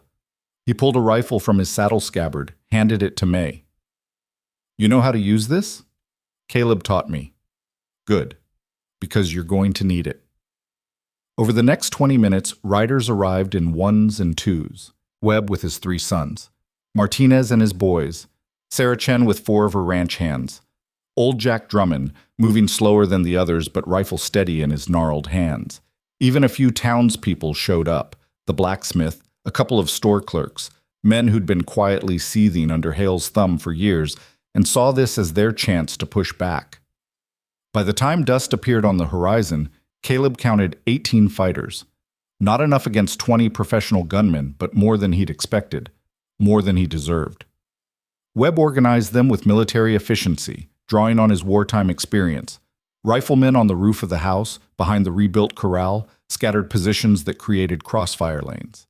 They had the defensive advantage, cover, high ground, familiarity with terrain. Hale's men would have to come at them across open ground, but Hale had numbers, and professionals didn't panic easy. Caleb checked his Winchester, made sure May was positioned behind the water trough. Solid cover, good sight lines. She looked pale but determined, the rifle held with confidence she'd earned through practice. Remember, he said, aim center mass, squeeze, don't jerk. And if things go bad, I know, head for the hills, don't look back. She smiled grimly. I won't. I stay until end. Stubborn woman. You like stubborn. Yeah. He kissed her forehead. I do. The riders came in formation, spread wide to present multiple targets. Caleb recognized Hale at the center, sitting his blood-bay stallion like a general surveying a battlefield. On either side were hard cases wearing trail dust and hard eyes, men who killed for money and slept fine afterward. They stopped 60 yards out, just beyond effective rifle range. Hale's voice carried across the distance. Rourke, this is your last chance. Send out the girl and surrender. You'll get a fair trial. Maybe even walk away with your life. Webb snorted from his position on the roof. Fair trial from a judge you own. That's rich. This doesn't concern you, Webb, Hale shouted back. Or any of you. This is between me and Rourke. Ride away now and there will be no consequences. Consequences? Martinez called out. You burned his barn, killed his cattle, sent the sheriff to arrest him on false charges, and you want to talk about consequences? Hale's face darkened. Those were legitimate business actions, legal remedies for harboring a fugitive. She's not a fugitive, Sarah Chen interrupted. She's a human being you kidnapped and enslaved, and we're done pretending your money makes that legal. A murmur ran through Hale's men. Some looked uncomfortable. Clearly they'd been told this was a simple fugitive recovery, not a moral line in the sand. Others just looked bored, professionals waiting for the talk to end and the shooting to start. Hale's hands clenched on his reins. Fine. You want to die for a Chinese whore? That's your choice. But don't say I didn't offer mercy. He turned to his men. Burn them out. Kill anyone who resists. I want this place reduced to ash and the girl brought to me alive. His men spread out, beginning their approach. 20 guns against 18. The math wasn't terrible, but professionals had training and experience that farmers and ranchers lacked. This was going to be bloody. Hold your fire, Webb commanded. Let them get close. Make the first shots count. The advancing line drew within 50 yards. 40. Caleb sighted on a hard-looking man with a scar running from ear to chin. His finger tensed on the trigger. Then May screamed. Caleb spun. One of Hale's men had circled behind, coming through the burned barn's ruins. He had May by the hair, knife pressed to her throat, using her as a shield. Drop your guns, the man shouted. All of you, or I open her throat. Everything froze. 18 rifles trained on the man, but nobody firing, unwilling to risk hitting May. Hale's advancing line stopped, weapons ready, sensing the shift in momentum. The man, young, maybe 25, with dead eyes that had seen too much, pressed the knife harder. A thin line of blood appeared on May's neck. "I said drop them!" Caleb's rifle clattered to the ground. Around the yard, others followed suit, metal hitting dirt with sounds like defeat. Hale rode forward, smiling. See how easy that was? All that defiance, all that brave talk, and one knife changes everything. He dismounted, walked slowly toward May and her captor. "You should have taken my first offer, Rourke. Could have avoided all this unpleasantness." "Let her go," Caleb said. "You've won. You've got what you want." "Oh, I haven't even started getting what I want." Hale stopped 10 feet away. "First, I'm going to make you watch while I teach this girl what happens to property that tries to escape. Then I'm going to burn everything you own. Then, if you're very lucky, I'll let you live long enough to regret ever crossing me." The man holding May shifted his grip, and she moved. It happened faster than thought. She drove her elbow back into his ribs, twisted free of his grip, and when he slashed at her with the knife, she caught his wrist and pulled, using his momentum against him, a move she must have practiced 100 times in her mind, waiting for the opening. The knife flew from his hand. May caught it, reversed the grip, and drove it into his thigh in one smooth motion. He screamed, stumbled back.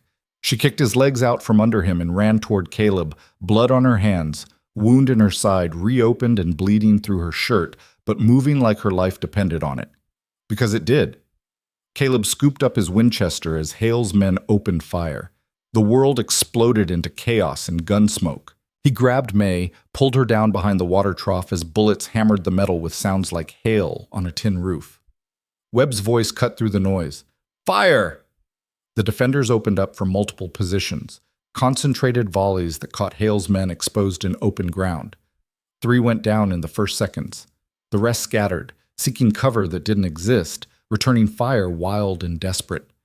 Caleb leaned around the trough, fired 3 times, saw one man spin and fall, levered another round, fired again. The Winchester's magazine was running low. Beside him, May had retrieved the rifle, was shooting with methodical precision despite the blood soaking her shirt. "You're hit," Caleb shouted over the gunfire. "I know. Keep shooting." One of Hale's men rushed the corral, probably trying to flank. Martinez's son cut him down from the roof.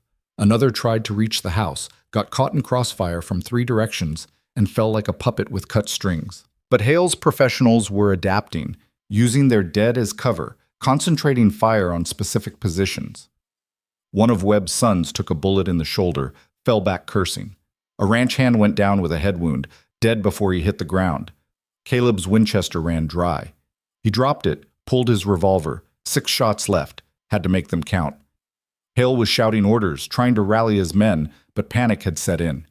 They'd expected easy targets, not organized resistance, expected farmers, not fighters. Then a sound cut through the battle, hoofbeats, lots of them, coming fast from the east. Everyone paused, trying to identify the new threat. A dozen riders crested the rise, and Caleb's heart sank. Reinforcements for Hale. They were finished. But then the lead rider came into focus, and Caleb nearly laughed. It was the blacksmith from town, a bear of a man named Silas, leading what looked like half the settlement's population. Shopkeepers, farmers, even the school teacher, armed with whatever they could find, riding whatever horses they could borrow. They crashed into Hale's flank like a hammer, overwhelming through sheer numbers and fury. The professionals found themselves surrounded, outgunned, fighting on 3 sides. It was over in minutes. Those of Hale's men who could still move threw down their weapons, hands raised in surrender. The ones who couldn't move lay bleeding in the dirt, crying for water or mercy or just silence. Hale himself stood alone beside his stallion, face purple with rage and something that might have been fear. Caleb walked toward him, revolver steady. Around the yard, his neighbors and townspeople closed in, forming a loose circle. "It's over," Caleb said. "Done. You've lost." "I've lost?" Hale laughed, high and desperate. "You think this changes anything? I own judges, sheriffs, politicians in the territorial capital. 1 telegram and I'll have the army here, arresting every one of you for insurrection."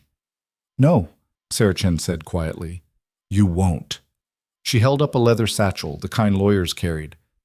"Found this in your saddlebags.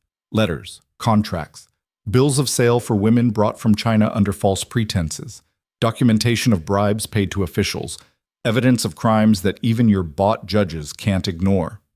Hale's face went white. That's private property. Was private property, Martinez corrected. Now it's evidence, and copies are already on their way to every newspaper between here and Denver. Your lawyers can try to fight it, but the truth's going to spread faster than you can contain it. For the first time, true fear entered Hale's eyes. Not fear of death. Men like him rarely feared that. Fear of exposure, of losing the power and respect he'd spent decades accumulating, of being revealed as the kind of monster that civilized society couldn't tolerate. "You can't do this," he whispered. "I'll fight. I'll spend every dollar I have." "Spend it," Caleb said. "But you're doing it from somewhere else. You've got 24 hours to liquidate your holdings here and leave the territory. After that, anyone who sees you gets paid a bounty for dragging you to the nearest territorial marshal. This is illegal. So was slavery. So was kidnapping. So was attempted murder." Caleb's voice hardened. "You want to talk about legal? We can ride to Copper Ridge right now. Let Judge Morrison hear testimony from every person here about your crimes.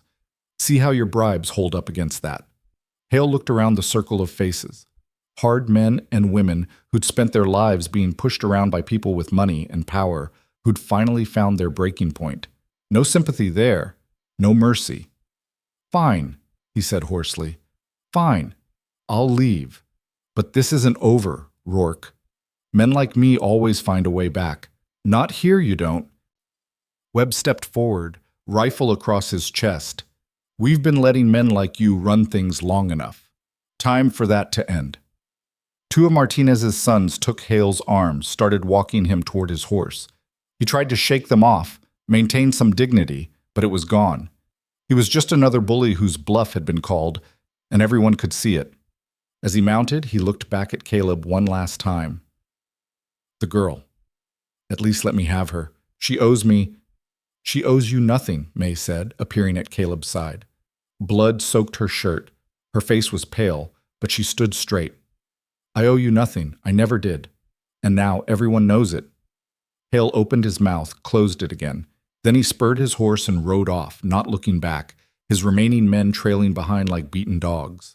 Silence fell over the yard, broken only by the moans of the wounded and the wind carrying smoke away.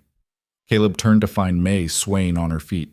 He caught her as she collapsed, blood loss finally overwhelming adrenaline. "Get Doc Miller," someone shouted. "Already sent for him," Sarah said. "He'll be here by nightfall." They carried May inside, laid her on the bed Caleb had salvaged from the wreckage. Her breathing was shallow, skin cold and clammy. The wound in her side had torn open completely, blood pooling beneath her. Caleb pressed bandages against the wound, trying to slow the bleeding, but it kept coming. Too much. Too fast. "Stay with me," he said. "You hear me? You don't get to die after all this. That's not how this ends." Her eyes fluttered open. "Did we win?" "Yeah, we won. Hale's gone. You're safe." His voice broke. "So you need to stay. Need to fight a little longer." "Tired of fighting. I know, but just a little longer, please." She managed a weak smile. "Stubborn man. Learned from a stubborn woman." Her hand found his, squeezed with what little strength remained. "Caleb, tell me something true." "What do you want to know? Do you love me?" The question hit like a physical blow. He'd been avoiding that truth, scared of what it meant, scared of the vulnerability it created. But looking at her now, this woman who'd stood beside him through fire and blood, who'd chosen him when choosing meant risking everything, the answer was obvious. "Yeah," he said quietly. "I love you. Have for weeks, probably, just too stupid to say it." "Not stupid." Her eyes closed. "Just careful. That's okay, I love you too. Since you brought me into your house, since you chose me over safety." Her voice faded to a whisper. "Worth it, all of it. Worth it for this."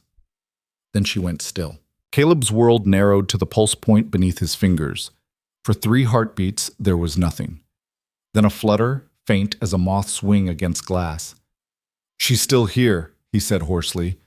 "Webb, get more bandages. Sarah, boil water. Someone find clean cloth, anything we can use." The room erupted into controlled chaos, people moving with purpose, following orders, doing what needed doing because the alternative was unthinkable. Caleb kept pressure on the wound, talking to May even though she couldn't hear him, refusing to let silence claim the space between them. "You don't get to quit now. We've got plans, remember? Rebuilding the barn, teaching you to rope cattle.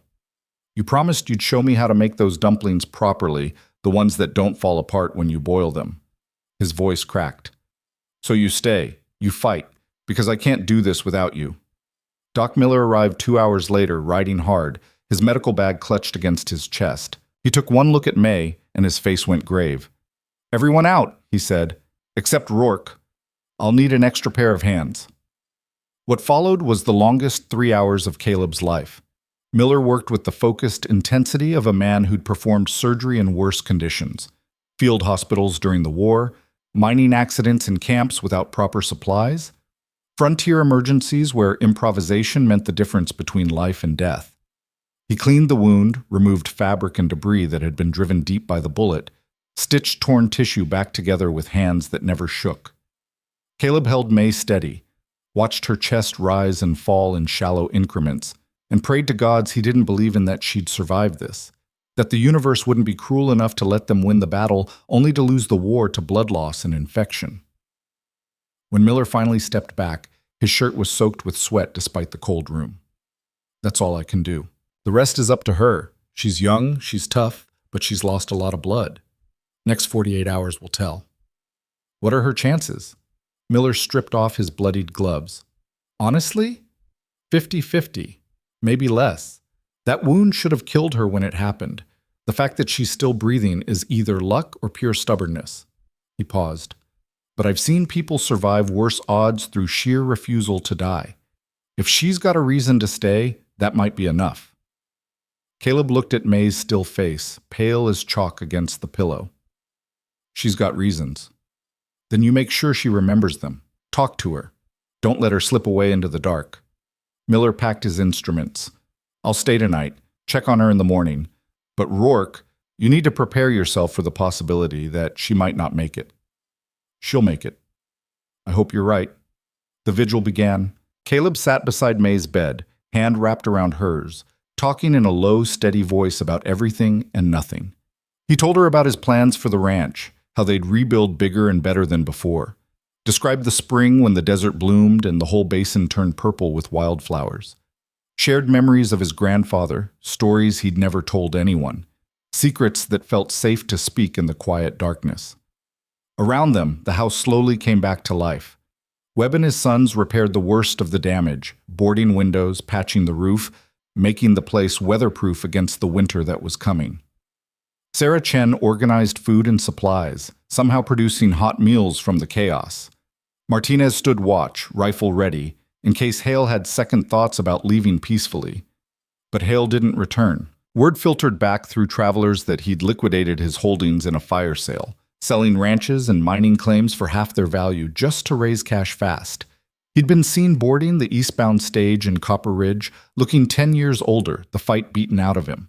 Some of his hired guns had been arrested, others had scattered like cockroaches when light hit them. The documents Sarah had found, the evidence of his crimes, had made their way to newspapers across the territory. Editorials called for investigations. Politicians who'd taken his bribes suddenly couldn't remember his name. The whole rotten structure he'd built was collapsing under its own weight. But none of that mattered if May didn't wake up. The first night passed, then the second. Her fever came and went in waves, her body fighting infections that Miller treated with everything in his kit. Twice she stopped breathing, and Caleb thought she was gone, but each time she dragged herself back from whatever edge she'd been approaching. On the third morning, her eyes opened. Caleb had dozed off in the chair, head pillowed on his arms beside her bed. He woke to the touch of fingers in his hair, light as butterfly wings. "You need haircut," May whispered. He jerked upright so fast the chair nearly tipped over. "You're awake." "Apparently." She smiled weakly. "How long?" 3 days. Miller said it was 50-50 whether you'd make it. Caleb's hand found hers, squeezing gently. "You scared the hell out of me." "Sorry, didn't mean to." She looked around the room, taking in the repairs, the signs of activity beyond the door. Hale! Gone. Run out of the territory. His empire's collapsing. You're safe. Something shifted in her expression, relief so profound it was almost painful to witness. Really safe? Or safe until next time? Really safe, I promise. He told her everything that had happened while she'd been unconscious. The evidence they'd found, the exposure, the fact that townspeople and ranchers were organizing to make sure men like Hale couldn't operate in the territory anymore. She listened quietly, tears tracking down her temples. When he finished, she was silent for a long moment. I thought I was dying, she said finally. Thought that was it. End of story. But it wasn't. No. She squeezed his hand.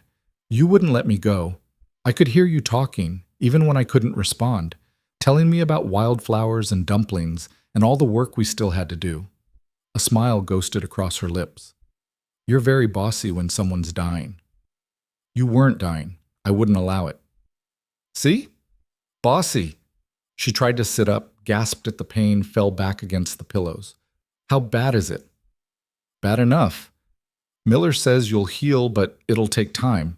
Weeks, maybe months before you're back to full strength. Caleb adjusted her pillows, careful not to jostle the wound. Which means you're stuck resting whether you like it or not. I don't like it. I know, but you're doing it anyway. She made a face but didn't argue, too exhausted to fight, probably. Her eyes were already drifting closed again, the brief surge of consciousness fading. Caleb, she murmured. You meant it? What you said before? About loving me? His throat tightened. Yeah, I meant it. Good. Her breathing evened out into sleep. Because I meant it too. Recovery was slow. Frustratingly slow for someone as stubborn as May, who wanted to be up and working despite Miller's stern orders to rest. Caleb found her trying to sweep the floor one afternoon, nearly collapsed from the effort, and had to carry her back to bed while she protested in a mixture of English and Chinese that he was being ridiculous. You're the one being ridiculous, he said, tucking blankets around her with more force than necessary. Miller said 6 weeks minimum before you should be doing anything strenuous. It's been 2. 2 weeks of lying in bed doing nothing while everyone else works. Her frustration was palpable. I'm useless. You're healing. That's not useless. Feels useless. She turned her face away, and Caleb saw moisture gathering at the corners of her eyes. Everyone's doing so much, rebuilding, helping, and I just lie here like broken doll. Caleb sat on the edge of the bed, cupped her face gently, turned her back to look at him. You took a bullet meant for me. You fought beside me when you could barely stand. You survived things that would have killed most people twice over. If anyone's earned the right to rest, it's you. But no buts. You heal. Let other people carry the weight for a while. They want to help. Hell, half the territory wants to help after what we did. Let them. And help they did. The barn rose from its ashes faster than Caleb had thought possible. Neighbors showing up with materials and labor, working from dawn to dusk without asking for payment. Martinez brought cattle, claimed they were strays he'd rounded up on territorial land, though Caleb suspected the old man had bought them and was too proud to admit charity. Sarah Chen arrived one afternoon with 2 Chinese women in tow, both young, both wearing the same haunted expression May had carried when Caleb first found her.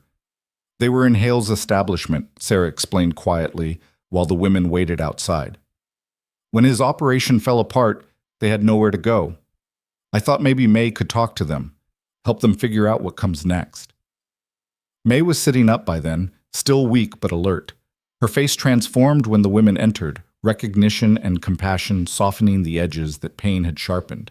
They spoke in rapid Chinese, words flowing like water, the relief of shared language and experience visible in their postures. Caleb left them alone, went outside to find Sarah watching the sunset with an expression that might have been satisfaction. Those women going to be okay? He asked. Eventually, they're traumatized, displaced, scared, but they're free. That's a start. Sarah glanced at him. May might want them to stay. If that's the case, you okay with it? Caleb thought about it. 2 more mouths to feed, more people to protect, More complications in an already complicated situation. The smart answer was no. Yeah, he said. If May wants them here, they're welcome. We'll figure it out. Sarah smiled. You're a good man, Rourke, better than this territory deserves. The women stayed. Lynn and June, their names were, sisters who'd been sold by their father to pay gambling debts, smuggled across the ocean with promises of domestic work, ended up in circumstances they'd never imagined and couldn't escape. They were quiet at first, jumping at sudden sounds, working with the desperate energy of people trying to prove their worth. May talked to them in Chinese during the long afternoons, their voices a musical counterpoint to the hammering and sawing outside. Caleb didn't understand the words, but he understood the tone. Comfort, reassurance, shared trauma being processed through the only language that could hold it. Lynn turned out to have a gift with horses, gentle hands that could calm even Tucker's ornery temperament. June could cook in ways that made Caleb's simple frontier fare look like poverty rations. She did things with rice and vegetables that he'd never imagined possible. By the time December arrived, the ranch had transformed. The barn stood solid and weatherproof. New corrals held a modest herd of 30 cattle. The house had been repaired and expanded, extra rooms added to accommodate the growing household. It wasn't fancy, nothing on the frontier was, but it was functional, defensible. Home. May's strength returned gradually. By mid-December, she could walk without gasping in pain. By Christmas, a holiday they observed quietly with a meal June prepared, she could ride Rosie around the property without needing help mounting. The scar on her side would never fully disappear, a raised line of pink tissue that marked where she'd nearly died. But she wore it without shame. Badge of honor, she said when Caleb traced it gently one evening. Proof I fought and survived. You could have avoided the whole thing if you'd just stayed hidden. Could have. But then I wouldn't be here. With you. With them. She gestured toward the other room where Lynn and June were teaching Webb's youngest son to count in Chinese, the boys' laughter mixing with their patient corrections. This life. I choose this over safety. Even knowing what it cost? Especially knowing what it cost. She turned to face him fully. Caleb, for first time in my life, I have choice. Have freedom. Have people who see me as person, not property. That's worth any scar. Winter deepened. Snow fell, rare in the basin but not unheard of, coating everything in white that made the landscape look clean and new. They celebrated the Lunar New Year with traditions June and Lynn remembered from childhood, filling the house with decorations and foods that connected them to a homeland they'd never see again. Word continued to filter in about Hale. He'd resurfaced in San Francisco, tried to rebuild his operation, but the scandal had followed him. Newspapers wouldn't let the story die. Reform groups used him as an example of everything wrong with the exploitation of immigrants. His name became poison. His money couldn't buy the silence it once had. Last anyone heard, he'd boarded a ship to the Far East, running from consequences that had finally caught up. Think he'll ever come back? May asked one night, lying in bed beside Caleb, her head on his chest. No, he's finished here. Too many people know what he did. Caleb stroked her hair absently, and even if he tried, he'd find a territory that's changed. People organizing, standing up for each other, Webb's forming a ranchers' association, mutual protection, collective bargaining with suppliers. Martinez is working with the territorial legislature on labor reform laws. All because we refused to run. All because you refused to run. I just followed your lead. She laughed softly. Revisionist history. But I accept it. They were married in March, when the wildflowers bloomed and the basin turned purple like Caleb had promised. It was a small ceremony. No preacher, just Webb reading some words from a book, while their friends and neighbors bore witness. Lynn and June stood beside May, wearing dresses Sarah had helped them make. Martinez gave Caleb a knife his grandfather had carried during the territory wars, the blade worn from use but sharp as ever. For cutting ties to the past and forging new futures, the old man said gruffly. Use it well. The reception was held in the new barn, tables laden with food from a dozen different traditions, music provided by a fiddler from town, and June's surprisingly good singing voice. People danced until the stars came out, celebrating not just a wedding, but something larger. The idea that the frontier could be more than just survival, could be a place where people chose their own paths and built futures worth fighting for. Late in the evening, Caleb found May sitting outside, watching the stars, one hand resting on the scar beneath her dress. "You okay?" he asked, settling beside her. "More than okay. Just thinking." "About what?" "About how strange life is. 6 months ago, I was in a ravine, dying, no hope, no future. Now I'm married to stubborn rancher, have sisters who are free, have home I choose." She looked at him. "If someone had told me this would happen, I wouldn't have believed them." "Would you change anything?" She considered the question seriously. "The pain, maybe, the fear, but everything else? No. Because all of it, every hard moment, every scar, it brought me here, to you, to this." She gestured at the barn, the lights, the sounds of their community celebrating. "I wouldn't trade this for anything." Caleb pulled her close, breathed in the scent of her hair, felt the steady beat of her heart against his. "Neither would I." Spring turned to summer. The ranch prospered in small ways, calves born healthy, crops coming in, horses selling for good prices in town. Lynn met a farrier who treated her with gentleness and respect, started a tentative courtship that made her smile in ways Caleb had never seen. June opened a small restaurant in town, her cooking drawing customers from as far as Copper Ridge, her reputation spreading faster than any advertisement could manage. More women arrived. Word had spread through the underground networks that connected Chinese communities across the West. There was a place in the territorial basin where women could be free, could start over, could build lives without fear. Some stayed at the ranch. Others moved to town, found work, created futures for themselves. The territory was changing, slowly but measurably. The Ranchers Association actually worked, protecting smaller operators from being crushed by larger interests. Labor laws got passed. Not perfect, but better than nothing. The territorial marshal, a new appointment after the old sheriff's death, actually investigated crimes instead of taking bribes to ignore them. It wasn't paradise. There was still prejudice, still violence, still people who resented change and the foreign faces that represented it. May faced hostility in town sometimes, snide comments, refusal of service, the occasional threat. But she faced it head on, backed by a community that had learned standing together was the only way to survive. One afternoon in late summer, Caleb found her in the kitchen preserving vegetables, her hands moving with practiced efficiency. The scar was barely visible now, just a thin line that caught the light when she moved certain ways. "You're staring," she said without looking up. "Just appreciating." "Appreciating what?" "Everything." He moved behind her, wrapped his arms around her waist, careful not to interfere with her work. "How far we've come, how much we've built. You." She leaned back against him. Sentimental rancher, who would have thought? "I know, it's undignified." "I like it." She set down the knife, turned in his arms. "Caleb, I'm pregnant." The words took a moment to process. Then the world shifted, reality rearranging itself around this new truth. "You're sure?" Doc Miller confirmed it yesterday. About 2 months along, he thinks. Her hand found his. "I know it's sooner than we planned. Know it's complicated with everything else happening, but nothing. It's perfect." Caleb kissed her, tasting salt and sweetness and the promise of futures they'd build together. Scary as hell, but perfect.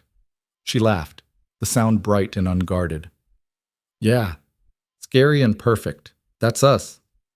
The baby came in early spring, a daughter with May's dark eyes and Caleb's stubborn chin. They named her Rose, after his mother's favorite flower, after the horse that had taught May to ride, after the possibility of beauty growing in harsh soil. Webb brought gifts, a cradle his grandfather had made, worn smooth by generations. Sarah contributed blankets and practical advice. Martinez showed up with a small rifle, claiming every frontier child needed to learn to shoot, ignoring May's protest that the baby couldn't even hold her own head up yet. Lynn and June doted on the child like aunts, speaking to her in English and Chinese both, filling her ears with songs and stories from 2 different worlds. The house was loud with languages and laughter, with the sounds of life being lived rather than merely endured. On Rose's first birthday, they held a celebration that drew people from across the territory. The house was too small to contain everyone, so they spread into the yard, the barn, across the property that had been a battlefield and become a home. Caleb stood at the edge of the gathering, watching May show their daughter off to admirers, and felt something he'd spent most of his life not believing in: contentment. Not the absence of struggle, there would always be struggle, but the presence of purpose, of people worth struggling for, of a future worth building. Webb appeared beside him, 2 cups of punch in hand. He offered one to Caleb. "Hell of a year," the older man said. "Hell of a lot more than a year." "True." Webb surveyed the crowd. "You know what you've done here, right? Not just surviving or rebuilding. You changed how people think, showed them it's possible to stand up to the bastards, that freedom and fairness aren't just words, they're things worth bleeding for." "Wasn't trying to change anything, just trying to keep one woman safe." "Maybe, but intent doesn't matter much compared to results." Webb raised his cup. "To stubborn fools who don't know when to quit." Caleb touched his cup to Webb's. "I'll drink to that." As the sun set over the basin, painting the sky in shades of orange and gold, May found him. Rose was asleep in her arms, thumb in her mouth, completely trusting in the security of her mother's embrace.